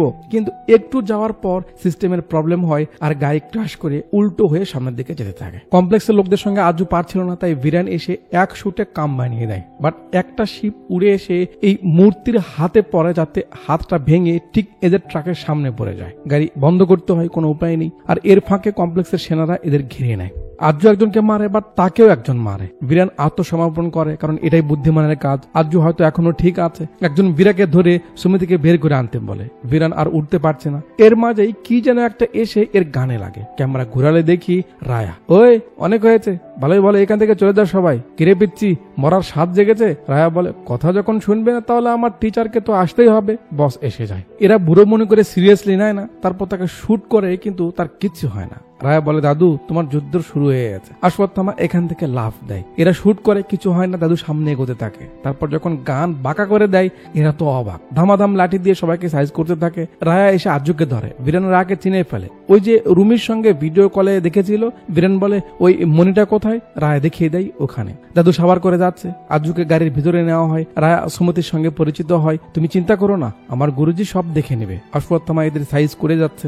একটু পর সুমতির পেটে বাচ্চাটা নড়ে ওঠে, যার কারণে সুমিতি একটু আওয়াজ করে, আর অশ্বত্থামা সেটা ফিল করতে পারে। মিউজিকের সঙ্গে সঙ্গে পরিবেশটাও শান্ত হয়ে যায়। অশ্বত্থামা গাড়ির দিকে যেতে থাকে। সোলজাররা তাকে ধরতে এলে অশ্বত্থামা সবাইকে ঘিরে নেয়। একজন গাড়ির দিকে যেতে ধরলে তাকেও মারে, আবার কয়েকজনকে একেবারে এইভাবে আলগিয়ে ধরে তারপর চটকা মারে। সুমতি অবাক হচ্ছে, কে এই মানুষ? অশ্বত্থামা সবাইকে মেরে মুড়ে গাড়ির ভিতরে আসে। তারপর হাঁটু গেড়ে বসে সুমতির দিকে খুব মায়াবী নজরে চেয়ে থাকে। তারপর বলে ওঠে, মা মুভির মাঝে এই জায়গায় একেবারে গায়ে লোম দাঁড়িয়ে যায়। দুজনে একে অপরের দিকে তাকিয়ে আছে। বুলেট আসে, অশ্বত্থামা থামিয়ে দেয়। দেখে আরেকজন এসেছে। দাদু বাইরে যায়, তারপর ট্রাকের গেট খুলে সামনে ধরে। ভৈরবা উল্টো হয়ে আসছে, বুজ্জিকে জিজ্ঞেস করে কি হচ্ছে এখানে। বুজ্জি বলে মনে হচ্ছে আসমান জমিনে নেমে এসেছে। যাক, আমাদের তো ভালোই হচ্ছে, আমাদের কাজ সে করে দিচ্ছে। অশ্বত্থামা এই ব্ল্যাক প্যান্থারকে মেরেই দেয়। ওদিকে ভৈরবা গাড়ি মারি উল্টে দিয়ে কোনো মতো সে বের হয়ে আসে। তারপর সোলজারদের সঙ্গে মারামারি করে, কারণ তারা থাকলে তো সে সুমতিকে ধরতে পারবে না। একজন প্রায় ট্রাকের কাছে গেছে, ভৈরবা তাকে চটকা মেরে সে খাড়ায়। হাই, সুমতি বলে হাই। অশ্বত্থামা এসে হাত রাখে, ভৈরবা বলে বাই। অশ্বত্থামা তাকে চটকা মারে। এখানে ভৈরবা আর অশ্বত্থামার মাঝে লম্বা একটা ফাইট সিন হয়, অসাধারণ লাগে। দুজন মিলে অসাধারণ ফাইট করে। ভৈরবা তো অবাক যে এ কেমন লোক যাকে হারানো যাচ্ছে না। মাঝে বুজ্জিও একবার ভৈরবাকে বাঁচায়, কিন্তু বুজ্জি জানে না কার সঙ্গে সে লাগতে এসেছে। দাদু তারও পা ভেঙে দেয়। ভৈরবা শিকল দিয়ে দাদুকে থামানোর চেষ্টা করে, কিন্তু তাও হয় না। দাদু সব ভেঙে চুরে শেষ করে দেয়, আর এসবের নিচেই চাপা পড়ে যায় ভৈরবা। ওদিকে বানি মানাসকে বলছে এখান থেকে একটা প্রেগনেন্ট মেয়ে পালিয়েছে না, তুমি তার থেকে সিরাম বের করতে পারোনি। মানাস বলে ভাই জাস্ট এক ড্রপ পেয়েছি। তারপরেই ঝামেলা শুরু হয়, সে পালায়। লোক লাগিয়েছি, এতক্ষণে তাকে ধরে আনতো, কিন্তু একটা বুড়ো মাঝখানে এসে ঝামেলা করছে। বানি বলে তার মাথায় কি আলো জ্বলছে? মানাস বলে জি, কপালের মাঝামাঝি একটা আলোর মতো কি যেন দেখা যাচ্ছে। বানি চমকে ওঠে, বলে অশ্বত্থামা, পুরাণে স্পষ্ট করে বলা আছে যে সে আসবে। তার মানে এই গান্ডিবে এমন পাওয়ার আসা, অশ্বত্থামার এমন আগমন, এই সবকিছু সংকেত দিচ্ছে যে শেষ সময় আসবে, মানে ভগবান আসছে। মানাস বলে আমিও এসব শুনেছি, কিন্তু এসব সিলি কথায় আপনিও কান দেন ভাই। মানাস সাবধান হও, 6 বছর পর গ্রহর ইশারা, এমন শক্তির আবির্ভাব, এসব মিথ্যে নয়। এসব কিছু আমাদের সায়েন্সের থেকেও বড়। আমরা যদি ওই মেয়ের ডেলিভারি এখন থামাতে পারি, তাহলে আগামী 6000 বছর আমাদের কেউ হারাতে পারবে না। যাও তাড়াতাড়ি থামাও। এরা এখান থেকে চলে এসেছে শাম্বালায়। রায়া দেখে সামনে তো রাস্তা নেই, কিন্তু কাকু গাড়ি সামনের দিকেই নিয়ে যাচ্ছে। কাকু কি করছেন, আমাদেরকে মেরে ফেলবেন নাকি? বিরান গাড়ি এমন ফাঁকা দিয়েই চালিয়ে দেয়, আর একটা হাইডিং দেয়ালের মতো কিছু পার করে ভিতরে এলে আমরা মূল শাম্বালা দেখতে পাই। মারিয়াম এই মরা গাছে কি যেন একটা বাঁধতে এসেছে, দেখে কুশি বের হয়েছে, এটা ভালো একটা লক্ষণ। কিছু বাচ্চারা দৌড়ে এসে মারিয়ামকে বলে বড় একটা গাড়ি, মা এসেছে। মারিয়াম খুশি হয়ে যায়। শাম্বালা সেনারা এগিয়ে আসে। বিরান বলে কারা সহ বাকি সোলজাররা মারা গেছে। এখান থেকে ধাম করে একজন চটকে যায়। কি হলো? দেখে দাদু তাদের সেনাদের ধরেছে। মানে তারা যে গান তাক করে আছে, দাদু মনে করেছে এরা তাকে মারতে এসেছে। বিরান সবাইকে গান নিচু করতে বলে, দাদুকে বুঝায় স্যার এরা আমাদেরই লোক, প্লিজ ছেড়ে দিন। সবাই কুল হয়। বিরান বলে তার ব্যাপারে কিছু জানি না, কিন্তু সে আমাদের শত্রু নয়। সুমতি গাড়ি থেকে নামবে, তাই অশ্বত্থামা তার হাত বাড়িয়ে দেয়। সুমতি তার হাতে পা রেখে নিচে নামে। এই কাকু সুমতির ব্যাপারে বলে যে ল্যাব থেকে যে পালিয়ে আসা মেয়ে এই না সে, একে তুমি এখানে এনেছো কেন? কমপ্লেক্সের লোকেরা জানলে কি হবে তুমি বুঝতে পারছো? ওর জন্য সবাই পাগল হয়ে আছে, ওকে বাঁচাবে কে? দাদু বলে আমি বাঁচাবো, আমি রক্ষা করবো মার। কাকু তো অশ্বত্থামার ব্যাপারে জানে না। সে বলে বাবা, লম্বা হলে শক্তিশালী হওয়া যায় না। যুদ্ধ দেখেছেন কখনো? কায়রা বলে ও চাচা মিয়া, কি যাতা বলছেন? আপনি জানেন কার সঙ্গে কথা বলছেন? কুরুক্ষেত্রে যে যুদ্ধ করেছে তাকে শিখাচ্ছেন যুদ্ধ কি? বিরান বলে সে ঠিকই বলেছে। তারপরও কাকু ভয় পাচ্ছিল। মারিয়াম এসে বলে সে কোথাও যাবে না। এতদিন তার অপেক্ষায় ছিলাম আমরা সবাই। মা এসেছে, এখন সে কোথায় যাবে? কাকুর কথা এই যে সেই সুমতি, তার কি প্রমাণ? তার পেটেই যে ভগবান রয়েছে, তার কি কোনো প্রমাণ আছে? এসব বলা শেষ হতে না হতেই কপালে একটা পানির ফোঁটা এসে পড়ে। দেখতে দেখতে বৃষ্টি শুরু হয়। সব থেকে বড় প্রমাণ এটাই, কারণ এত বছর ধরে এখানে এখনো বৃষ্টি হয়নি। সুমতির আশাতেই হলো। কাকু আর কিছু বলে না। মারিয়াম তাকে নিয়ে যায়। পুরো শাম্বালায় ঢোল বাজানো হয়। যেহেতু পুরো শাম্বালাবাসী তার অপেক্ষা ছিল, তাই সুমতিকে খুব সুন্দর করে বরণ করা হয়। সে কিছুই বুঝতে পারছে না, বাট এটুকু তো বুঝতে পারছে যে মানুষগুলো তাকে খুব বড় বানিয়ে দিয়েছে, তার খুব রেসপেক্ট করছে। মারিয়াম তার গলার লকেটটাও খুলে দেয়, জিজ্ঞেস করে তার কি চাই। সুমতি বলে আমার ক্ষুধা লেগেছে। তাকে নিয়ে আসা হয় এখানে। মৃত গাছের গোড়ায় এমন পানি। সুমতি অবাক। মারিয়াম বলে এসব পানি খাওয়া যাবে, তুমি খাও, সমস্যা নেই। তো এরা এখানে গল্প স্বল্প করুক, ততক্ষণে সিন নিয়ে আসে এখানে। মাঠটার খেয়ে কমপ্লেক্সের লোকেরা ফিরে যাচ্ছে। এসব ভাঙ্গারের ভিতর থেকে ভাইরাবা হাত বের করে। বের হয়ে বলে কই গেল ওই বুড়ো? এই ভাইসাব বলে এই আমাদের মেরেছে। এদের প্রধান এসে ভাইরাবাকে ব্ল্যাক লিস্ট করে দেয়, তার ইউনিট সিজ করে দেয়, আর কমপ্লেক্সে যাওয়া একেবারে পার্মানেন্টলি ব্যান করে দেয়। ভাইরাবার মনটা খুব খারাপ হয়। সেখান থেকে ভাঙ্গা বুজিকে নিয়ে বাসায় ফেরে ভাইরাবা। লাকিকে এখানেই বন্দি করে রেখে গেছিল। হাত খুলে দেয়, তুই চলে যা। কি সত্যি বলছো ভাই? বাট তোমার কি হয়েছে? ভাইরাবা বলে হেরে গেছি রে, আজ যুদ্ধ থেকেও হেরে গেছে, আর জীবন থেকেও। লাকি বলে ভাই তোমাকে তো কেউ হারাতে পারে এটা মানতেই পারি না। ভাইরাবা বলে শুধু তাই না রে, কমপ্লেক্সে যাওয়াও ব্যান করে দিয়েছে। খুব মন খারাপ তার এই অবস্থা দেখে। লাকি বলে ভাইরাবা আমার সঙ্গে চলো। রেবেলদের হয়ে কাজ করো, দেখবে কখনো ধোকা পাবে না, তোমার ভালো লাগবে। ভাইরাবা বলে রেবেলরা আমায় কেন নিবে, আর আমি তো তাদের সাম্ভালা চিনি না, কে নিয়ে যাবে আমায় বল। লাকি বলে আরে আমি আছি না, আমি নিয়ে যাব। সিন টুক করে কেটে আমাদের দেখায় যে যখন মানাস তার সেনাদের সঙ্গে এখানে কথা বলছিল সুমতিকে ধরার ব্যাপারে, ভাইরাবাকে সেখান থেকে পাঠিয়ে দেওয়া হচ্ছিল, তখন সে বলে ওঠে আপনার সেনাদের মাঝে কেউ তাকে আনতে পারবে না যতক্ষণ না ওই বুড়ো তার সঙ্গে রয়েছে। মানাস বলে এ কে? সেনা বলে ভাইরাবা স্যার, বাউন্টি হান্টার, আমাদের সেনাদের মেরেছে, তাই ওকে আমি ব্ল্যাকলিস্ট করে দিয়েছি। ভাইরাবা বলে দেখুন স্যার, সোজা হিসেব, আপনার এতগুলো সেনার মাঝে কেউ তার গায়ে একটা টোকাও লাগাতে পারেনি আমি ছাড়া, সো ওই মেয়েকে আমি ছাড়া আর কেউ ফিরে আনতে পারবে না। মানাস বলে এত কনফিডেন্স? ভাইরাবা বলে রেকর্ড চেক করে দেখুন স্যার, আজ অব্দি কোনো লড়াই হারিনি আমি। মানাস বলে ঠিক আছে, তো তুই যদি ওই মেয়েকে আনতে পারিস তাহলে আমি নিজের হাতে তোকে কমপ্লেক্সের ভিতরে নিয়ে যাব। ব্যাস, ভাইয়ের জন্য এটা বিশেষ একটা সুযোগ। তো যেহেতু লাকি এর আগে রেবেল বা সাম্মালার ব্যাপারে বলেছিল, এই জন্যই ভাইরাবা এখানে এসে এমন লাকির সামনে অভিনয় করছিল যাতে সে তাকে সাম্মালায় নিয়ে যায়, আর লাকি তার প্রপে রাজিও হয়। ওদিকে সবাই তো সুমতিকে নিয়ে খুব এক্সাইটেড, রসম টসম যাচ্ছিল করছে।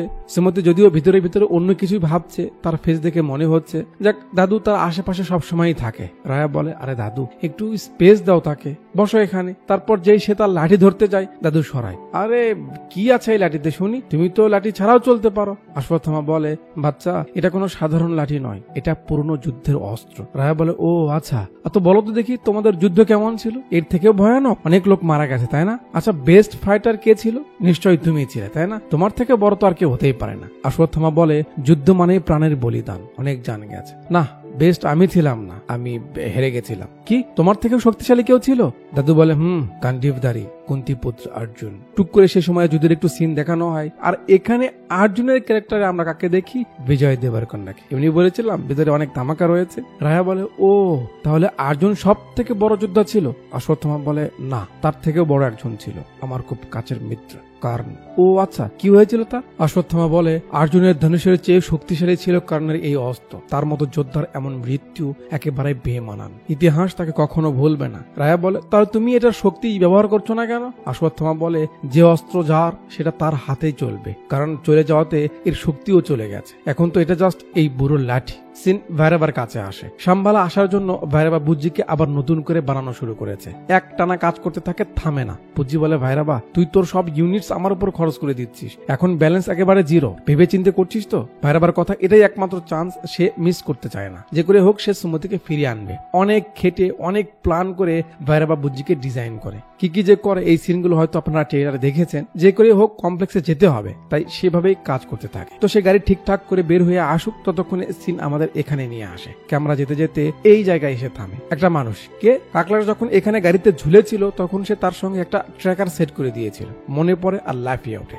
মানে এ এখনো মরেনি। ওদিকে সুমতি নিজেকে নিয়ে খুব বিভ্রান্তির মাঝে পড়ে গেছে যে সে কেন নর্মাল মানুষের মতো নয়, তার সঙ্গে কেন এমন ট্রিট করা হচ্ছে, আর তার কারণেই কেন এসব হচ্ছে। অশ্বত্থামা তাকে বোঝায় যে তার পেটে সাধারণ কোনো বাচ্চা নেই। সুমতির কথা, যে বাচ্চা জন্মের আগেই এত লোকের মৃত্যুর কারণ হচ্ছে, সে কি করে অসাধারণ হতে পারে? অশ্বত্থামা বোঝায় যদি সাধারণ কেউ হতো তাকে মারার জন্য শত্রুরা পিছিয়ে পড়ে থাকতো না, আর না এত লোক খুশিতে তার জন্য জান দিত। যে আপনার পেটে আছে সে দুনিয়ার রূপ পাল্টে দিতে আসছে, একটা নতুন যুগের প্রারম্ভ করতে আসছে। সুমতি বলে এর জন্য আমাকে কেন বাছাই করা হলো? অশ্বত্থামা খুব সুন্দর একটা কথা বলে, সে বলে মা, যার মাঝে সহ্য করার ক্ষমতা বেশি থাকে তাকেই বোঝা দেওয়া হয়। উপরওয়ালা খুব ভালো করে জানে কার শক্তি কতটুকু। সুমতির রিয়াকশনে মনে হয় সে বুঝতে পেরেছে। সিন ভাইরাবার কাছে আনে, গাড়ি মারি রেডি করে অলরেডি রওনা দিয়েছে, আর খুব তাড়াতাড়ি পৌঁছে যায় সাম্বালায়। সামনে আর রাস্তা নেই, বুজ্জি বলছে যাওয়া যাবে না, লাকি বলছে ভাই তুমি চিন্তা করো না, গাড়ি জাস্ট সোজা চালিয়ে দাও। আর তো কোনো উপায় নেই, ভাইরাবা সোজা গাড়ি চালিয়ে দেয়, আর সেম আগের মতো করে গাড়ি এখানে এসে ল্যান্ড করে। মানে সাম্বালার পুরো এলাকা জুড়ে একটা হাইডিং এরিয়া দেওয়া রয়েছে,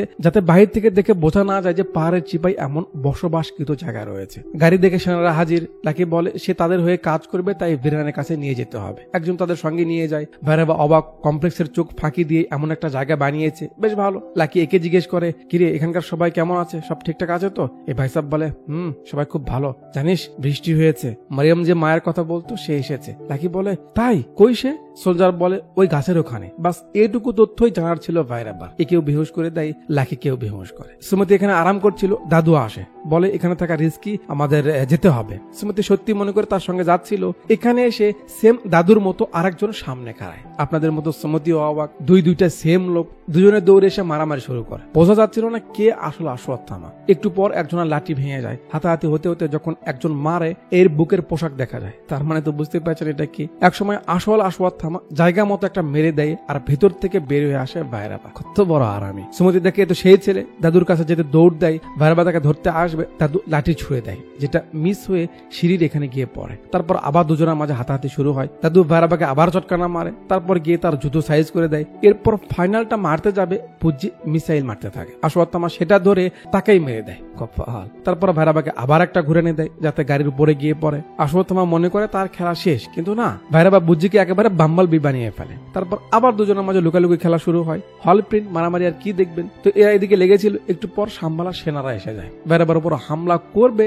শাম্বালার সেফটি কবজের উপর হামলা হয়, মানে তাদের হাইডিং দেয়ালে ফায়ারিং হতে থাকে। কি হলো, সবাই বের হয়ে আসে। এটা কি হলো? ক্যামেরা বাইরে আনলে আমরা দেখি এই সেরেছে। মানাস তার পুরো ফোর্স নিয়ে এখানে হাজির। ঠিকানা কি করে পেল? ওই যে কাকলাস ট্রান্সমিটার লাগিয়েছিল, হয়তো সেটার মাধ্যমে। মারিয়াম ইশারা করে, ভিরান সেনাদের নিয়ে সামন দিকে যায়। মারিয়াম সুমতিকে সঙ্গে নিয়ে যায়। ভাইরাবা দাদুকে সামন থেকে সরে যেতে বলে, বাট তাই কি আর হয়? দুজনের মাঝে আবার শুরু হয়। তো এরা এদিকে লেগে থাক, ওদিকে মানাস সব সেনাদের রেডি করছে, এদিকে ভিরানও তাদের সোলজারদের রেডি করছে। সবার কাছেই কিন্তু অত্যাধুনিক অস্ত্র রয়েছে। এরা লুকিয়ে আছে, বাট তারপরও বেশ ভালো প্রস্তুতি নিয়েই আছে। এত শুট করার পরও যখন দেয়ালটা ভাঙছিল না, মানাস যে বহনে আছে এটা সুপ্রিমের বানানো, যার ট্রিগার চালু করলে পিছন থেকে এমন ইলেকট্রিকের মতো এনার্জি এসে ধামাকা করে দেয়। মানাস সেটা ইউজ করে দেয়াল ভেঙে ফেলে। ভিরান অর্ডার দিলে এখানে এই জিনিসটা এভাবে ঘুরায়, আর এনার্জি উপরে গিয়ে এভাবে কিছু সাউন্ডের মতো বের হয়ে আসে, যেটা খুব সহজে কমপ্লেক্সের শিপগুলোকে কাবু করে দেয়। ভিরান সবাইকে মোটিভেট করে। এরপর শুরু হয় তুলকালাম,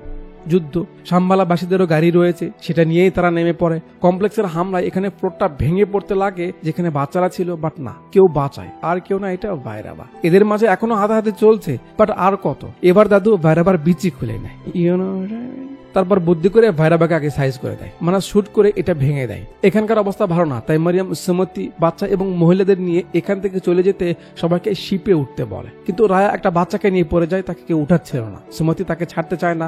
মারিয়াম বলে, আমাদের লোকেরা তাদের দেখে নিবে, তুমি চলে যাও এখান থেকে। যাবে, কিন্তু কমপ্লেক্সের সেনারা তাদের দিকে আসতে থাকে। তাই মারিয়াম আর না গিয়ে সে তার পাওয়ার দেখায়। একটু পর মারিয়াম দেখে শিপ তো যাচ্ছে, বাট নিচে সুমতি যায়নি। সে বাচ্চাদের উঠিয়ে নিতে নিচেই রয়ে গেছে। মারিয়াম দৌড়ে কাছে আসে, আরে মা, কি করছো তুমি কেন এখানে? এই শিপ নিচে নামো। এখন শিপ নিচে আসতেছে। এর মাঝে তার উপর হামলা হয়, আর সেই ঝটকায় সুমতি এখানে পড়ে যায়, আর মারিয়াম এখানে। সুমতি অবাক হচ্ছে যে সেও নেমে গেছে, হামলাও হলো। আর কষ্টের ব্যাপারটা হলো, ওখানে কত মহিলা, কত বাচ্চারা ছিল। মেরেছে কে? আর কি হবে, এ নালায়েক। সুমতি সেখান থেকে পালানোর চেষ্টা করে, কিন্তু মানাস একটা শুট করে, যেটা গায়ে পরে ভিতর থেকে এমন বেল্টের মতো বের হয়ে তাকে পেঁচিয়ে ফেলে। এরপর মানাস তাকে উঠিয়ে তার শিপে নিয়ে আসতেছিল। শাম্বালার একটা সেনা এসে তাকে তার গাড়িতে নিয়ে নেয়। মানাসের সেনারা কিছু করার আগে মারিয়াম সেখানে এসে যায়। তারপর মানাসের সঙ্গে লাগে। এখানে মারিয়াম শালার একেবারে চোপা বরাবর একটা মেরে দেয়, কিন্তু তার শক্তির সঙ্গে পেরে ওঠে না। মানাস মারিয়ামকে এখানে মেরে ফেলে। সুমতি যে বাইকে ছিল, মানাসের লোকেরা সেটার উপর গুলি চালায়, যাতে সুমতি উপর থেকে পড়ে যায়। হাই হাই, এবার কি হবে? ভয়ের কিছু নেই। অশ্বত্থামা ব্রিজের উপরেই ছিল, লাফ দিয়ে তার হাতটা ধরে ফেলে। বাট আলগার উপর কতক্ষণ ধরে রাখবে? উঠানোর চেষ্টা করতে গিয়ে হাত ফসকে সুমতি আবার পড়তে লাগে। বাট সুমতির তাকানোতে বোঝা যায় যে something is going to happen. বাস ভাইরাবা লাফ দিয়ে তাকে ধরে ফেলে, আর ভাইরাবাকে অশ্বত্থামা ধরে ফেলে। তারপর অশ্বত্থামা টেনে উপরে উঠায়। এখানে দুজনের মাঝে একটু চোখাচোখি হয়, বেশ ভালোই লাগে। অশ্বত্থামা ভাইরাবাকে ধরে একটা ঘুষা মারে, যাতে সে গিয়ে এখানে পড়ে যায়। আবারও মারতে যাবে, ভাইরাবা সেখানে বেহুশ হয়ে যায়। দাদু সামনের দিকে যাচ্ছে, বুঝতে পারে তার পিছে কেউ আসছে, হাত এমন করে দেয়, আর ওই যে বেল্টের মতো জিনিস একেবারে চারিদিক থেকে এসে দাদুকে খুব বাজে ভাবে ধরে ফেলে। এমন কাজ আর কার হতে পারে, বুঝতে তো পারছেন। মানাস শিপ থেকে নিচে আসে। অশ্বত্থামা রেগে যাচ্ছে। মানাস সুমতিকে একটা থাপ্পড় মেরে বেহুশ করে দেয়। দাদু তো খুব চেষ্টা করছে, কিন্তু হাত খুলতে পারছে না। মানাস সুমতিকে টানতে টানতে নিয়ে যায়। তারপর এই যন্ত্রের উপর রেখে সুমতিকে তার শিপে ফিরে নেয়। দাদু সমানে চিল্লাচ্ছে, এবার কি হবে? মানাস ডায়লগ বাজি করছে, কিরে আর কেউ আছিস ওকে বাঁচানোর? একটা হাওয়া চালু হয়, লাঠিটা একটু এগিয়ে আসে। ওই যে গাছের পাতা বের হয়েছিল না, সেখান থেকে একটা পাতা ছিঁড়ে এসে লাঠির ওপরে পড়ে, আর সেই ভরে লাঠিটা ভাইরাবার হাতের সঙ্গে একটু টাচ পায়। ভাইরাবার হুঁশ ফেরে হাত দিয়ে ধরে, আর সঙ্গে সঙ্গে সেখানে পাওয়ার এসে যায়। ওই হই হই। অশ্বত্থামা কি করবে ভাবছে। পিছন থেকে শাঁ শাঁ করে সেই লাঠিটা উড়ে গিয়ে কমপ্লেক্সের শিপকে একবার টুকরো টুকরো করে দেয়, একেবারে 2-3টে শিপ ভেঙে ফেলে আবার সেটা ফিরে আসে। অশ্বত্থামা তো যেন আকাশ থেকে পড়লো, এটা কি হলো? ভাইরাবার হাতে সেই লাঠি আর তাতে পাওয়ার। অশ্বত্থামা খুব অবাক, তার মানে কি ভাইরাবার মাঝে এখন কারণ এসেছে? যাক, মানাসও অবাক, সে তার লোকদের অর্ডার দেয় তাকে মারতে, বাট ভাইরাবার সবাইকে তুষ করে দিতে থাকে। অশ্বত্থামার চোখের সামনে পুরনো স্মৃতিগুলো ভাসতে থাকে। ভাইরাবার যখন এভাবে উপরের দিকে যেতে থাকে, দাদুর মনে পড়ে সেম এমনটাই হয়েছিল যুদ্ধে, ভাইরাবাদের মারছে, শেষে মানাস তার সব পাওয়ার দিয়ে ভাইরাবাকে শুট করে, ভাইরাবা তার লাঠির মাধ্যমে সব ঠেকিয়ে দেয়, আর উপরে এসে কোনো কথা নেই মাদারবোর্ডের একেবারে বুক চিরে দেয়, যাতে শিপ ভেঙে নিচে পড়ে সে মারা যায়। শেষ, খেলা শেষ। অশ্বত্থামা তো হা করে আছেই, ভাইরাবা সুমতিকে উঠিয়ে নেয়। শিব যেহেতু ধসে গেছে তাই নিচের দিকে পড়তে থাকে। ভাইরাবা সুমতিকে কোলে নিয়ে সামনের দিকে আসছে। অশ্বত্থামা অবাক দৃষ্টিতে দেখে যাচ্ছে, আর তার চোখে মুখে ঠিক তেমন ফিল যেমন পুরনো বন্ধুকে অনেকদিন পর সামনে দেখলে হয়। সুমতির হুঁশ ফিরে আসে, সেও কিছু বুঝতে পারছে না। বুজ্জি এসে পড়ে, আর যেই সে ডাক দেয় ভাইরাবা, তখন মনে হলো ভাইরাবা যেন একটা আলাদা জগতে ছিল, ঘোরে ছিল, তার ঘোর কেটে গেল। দাদুর এই অবস্থা দেখে ফেলে, আরে বুজ্জি, বুড়ো তো ফেসে গেছে, চল আমরা এই সুযোগে পালিয়ে যাই। দাদুর খুব রাগ হচ্ছে, সে সবকিছু ছিঁড়ে ফেলবে, তার আগে ভাইরাবা গাড়িতে উঠে পড়ে। সুমতি বলে, প্লিজ আমাকে কমপ্লেক্সে নিও না। বুজ্জি বলে, আগে তো এখান থেকে বের হই, তারপর দেখা যাবে। গাড়ি ছেড়ে দেয়, বাট দাদু সব ছিঁড়ে শেষে গাড়ি ধরে ফেলে। ভাইরাবা ফুল শক্তি দিচ্ছে, কিন্তু গাড়ি নড়ছে না। বুজ্জি কি হলো? বুজ্জি বলে, আবে মনে হচ্ছে কেউ টেনে ধরেছে। ভাইরাবা বুঝতে পারে দাদু যে চাক্কা দাদু ধরেছে, ভাইরাবা সেটাই খুলে দেয়, আর গাড়ি সাঁ করে সেখান থেকে চলে যায়। অশ্বত্থামা হা করে চেয়ে আছে। রায়া আসে, এ বেঁচে আছে এখনো? কে ওইটা দাদু?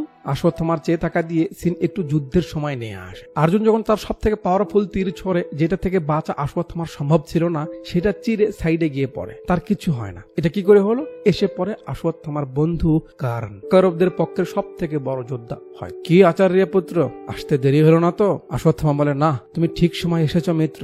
কারণ যখন তার অস্ত্র ছাড়ে, অর্জুন সেটা প্রতিহত করলে তার রথ একটু পিছিয়ে যায়, তারপর সে মারলে কারণ সেটা প্রতিহত করলে কর্ণের রথটাও পিছিয়ে যায়। অর্জুন বলে, দেখেছো কেশবা, কর্ণের মারে আমার রথ কেবল 2 কদম পিছিয়েছে, কিন্তু আমার মারে ওর রথ 10 কদম পিছিয়েছে। এবার বলো কে বেশি শক্তিশালী? কৃষ্ণ বলে, শোনো অর্জুন, তোমার রথ স্বয়ং অগ্নিদেবের ভেট, তোমার পতাকায় শ্রী হনুমান নিজে তোমার রক্ষা করছে, আর এখানে আমি। এই 3 জন থাকার পরেও যখন তোমার রথ তার থেকে 2 কদম পিছিয়ে গেছে, তাহলে চিন্তা করো সে তো সাধারণ কেউ অবশ্যই না। সূর্য দেবতার তেজ যার চোখে, হাতে শক্তিশালী ধনুষ, ইতিহাসে যার নাম অমর হয়ে থাকবে, সূর্য পুত্র বাই বরদান কার্ন।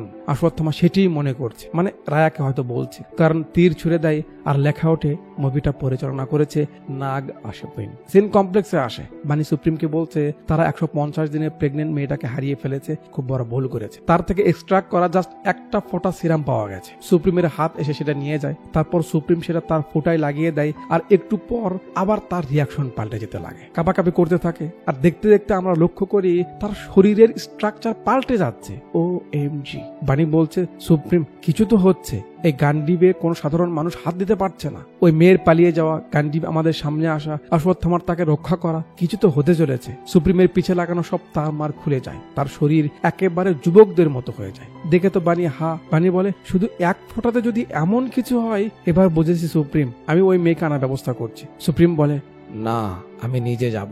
যে লুক আর পেছনে মিউজিক, উফ, কঠিন লাগে। সুপ্রিম গান্ডিবটা উঠিয়ে নেয়, তার কিচ্ছু হয় না, উঁচু করে ধরে, আর তার পিছে যে গোল গোল বলগুলো ঘুরতো সেগুলো হাতের মতো হয়ে যায়। সুপ্রিম বলে, জগন্নাথের রক্ষা চক্র এমন ভাবে ফিরে আসবে, নিজের প্রতিটা মোড়ে মোড়ে শুধু ধ্বংসই বয়ে আনবে। তার তারাতে মাটির বুক থেকে তার জন্ম হবে, এক যুগ শেষ হবে, নতুন যুগের আগমন ঘটবে।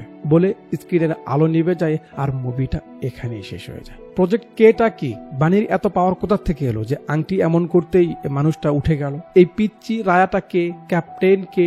ক্যাপ্টেনের শেষমেশ কি হলো? কারণ তো কুরুক্ষেত্র যুদ্ধে মারা গেছিল, সে কি করে আবার ফিরে এলো? অশ্বত্থামার কি হলো? সেমতের ডেলিভারি কি করে হবে? ভাইরাবার কি হবে? এবং বুজ্জি কি কখনো মানুষ হবে কিনা? এমন আরো অনেক প্রশ্নের উত্তরে ডিরেক্টর সাহেব আমাদের বলে, কালকি ইউনিভার্স তৈরি হতে চলেছে, এটা জাস্ট বিগিনিং, সব উত্তর পরে পাওয়া যাবে। তো পুরো মুভিটা যেহেতু হিন্দু ধর্মের উপর নির্ভর করে বানানো হয়েছে, তাই আপনি ভিন্ন ধর্মের হয়ে থাকলে অনেক ব্যাপার হয়তো আপনার যুক্তির সঙ্গে মিলবে না, আপনার মাথায় আসবে না। সেদিক চাপ না নিয়ে যার যার ধর্ম, যার যার বিশ্বাস তার উপরেই রাখুন। আপনার কাজ জাস্ট ভালো দিকগুলো মনে রাখা আর মুভি এনজয় করা।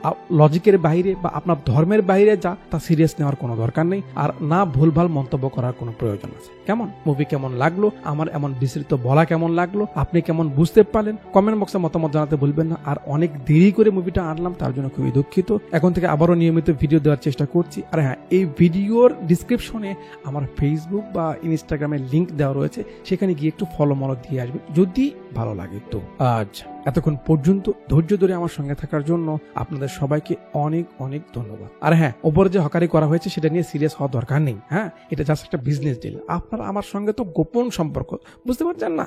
আচ্ছা, এতক্ষণ পর্যন্ত আমার সঙ্গে থাকার জন্য আপনাদের সবাইকে অনেক অনেক ধন্যবাদ।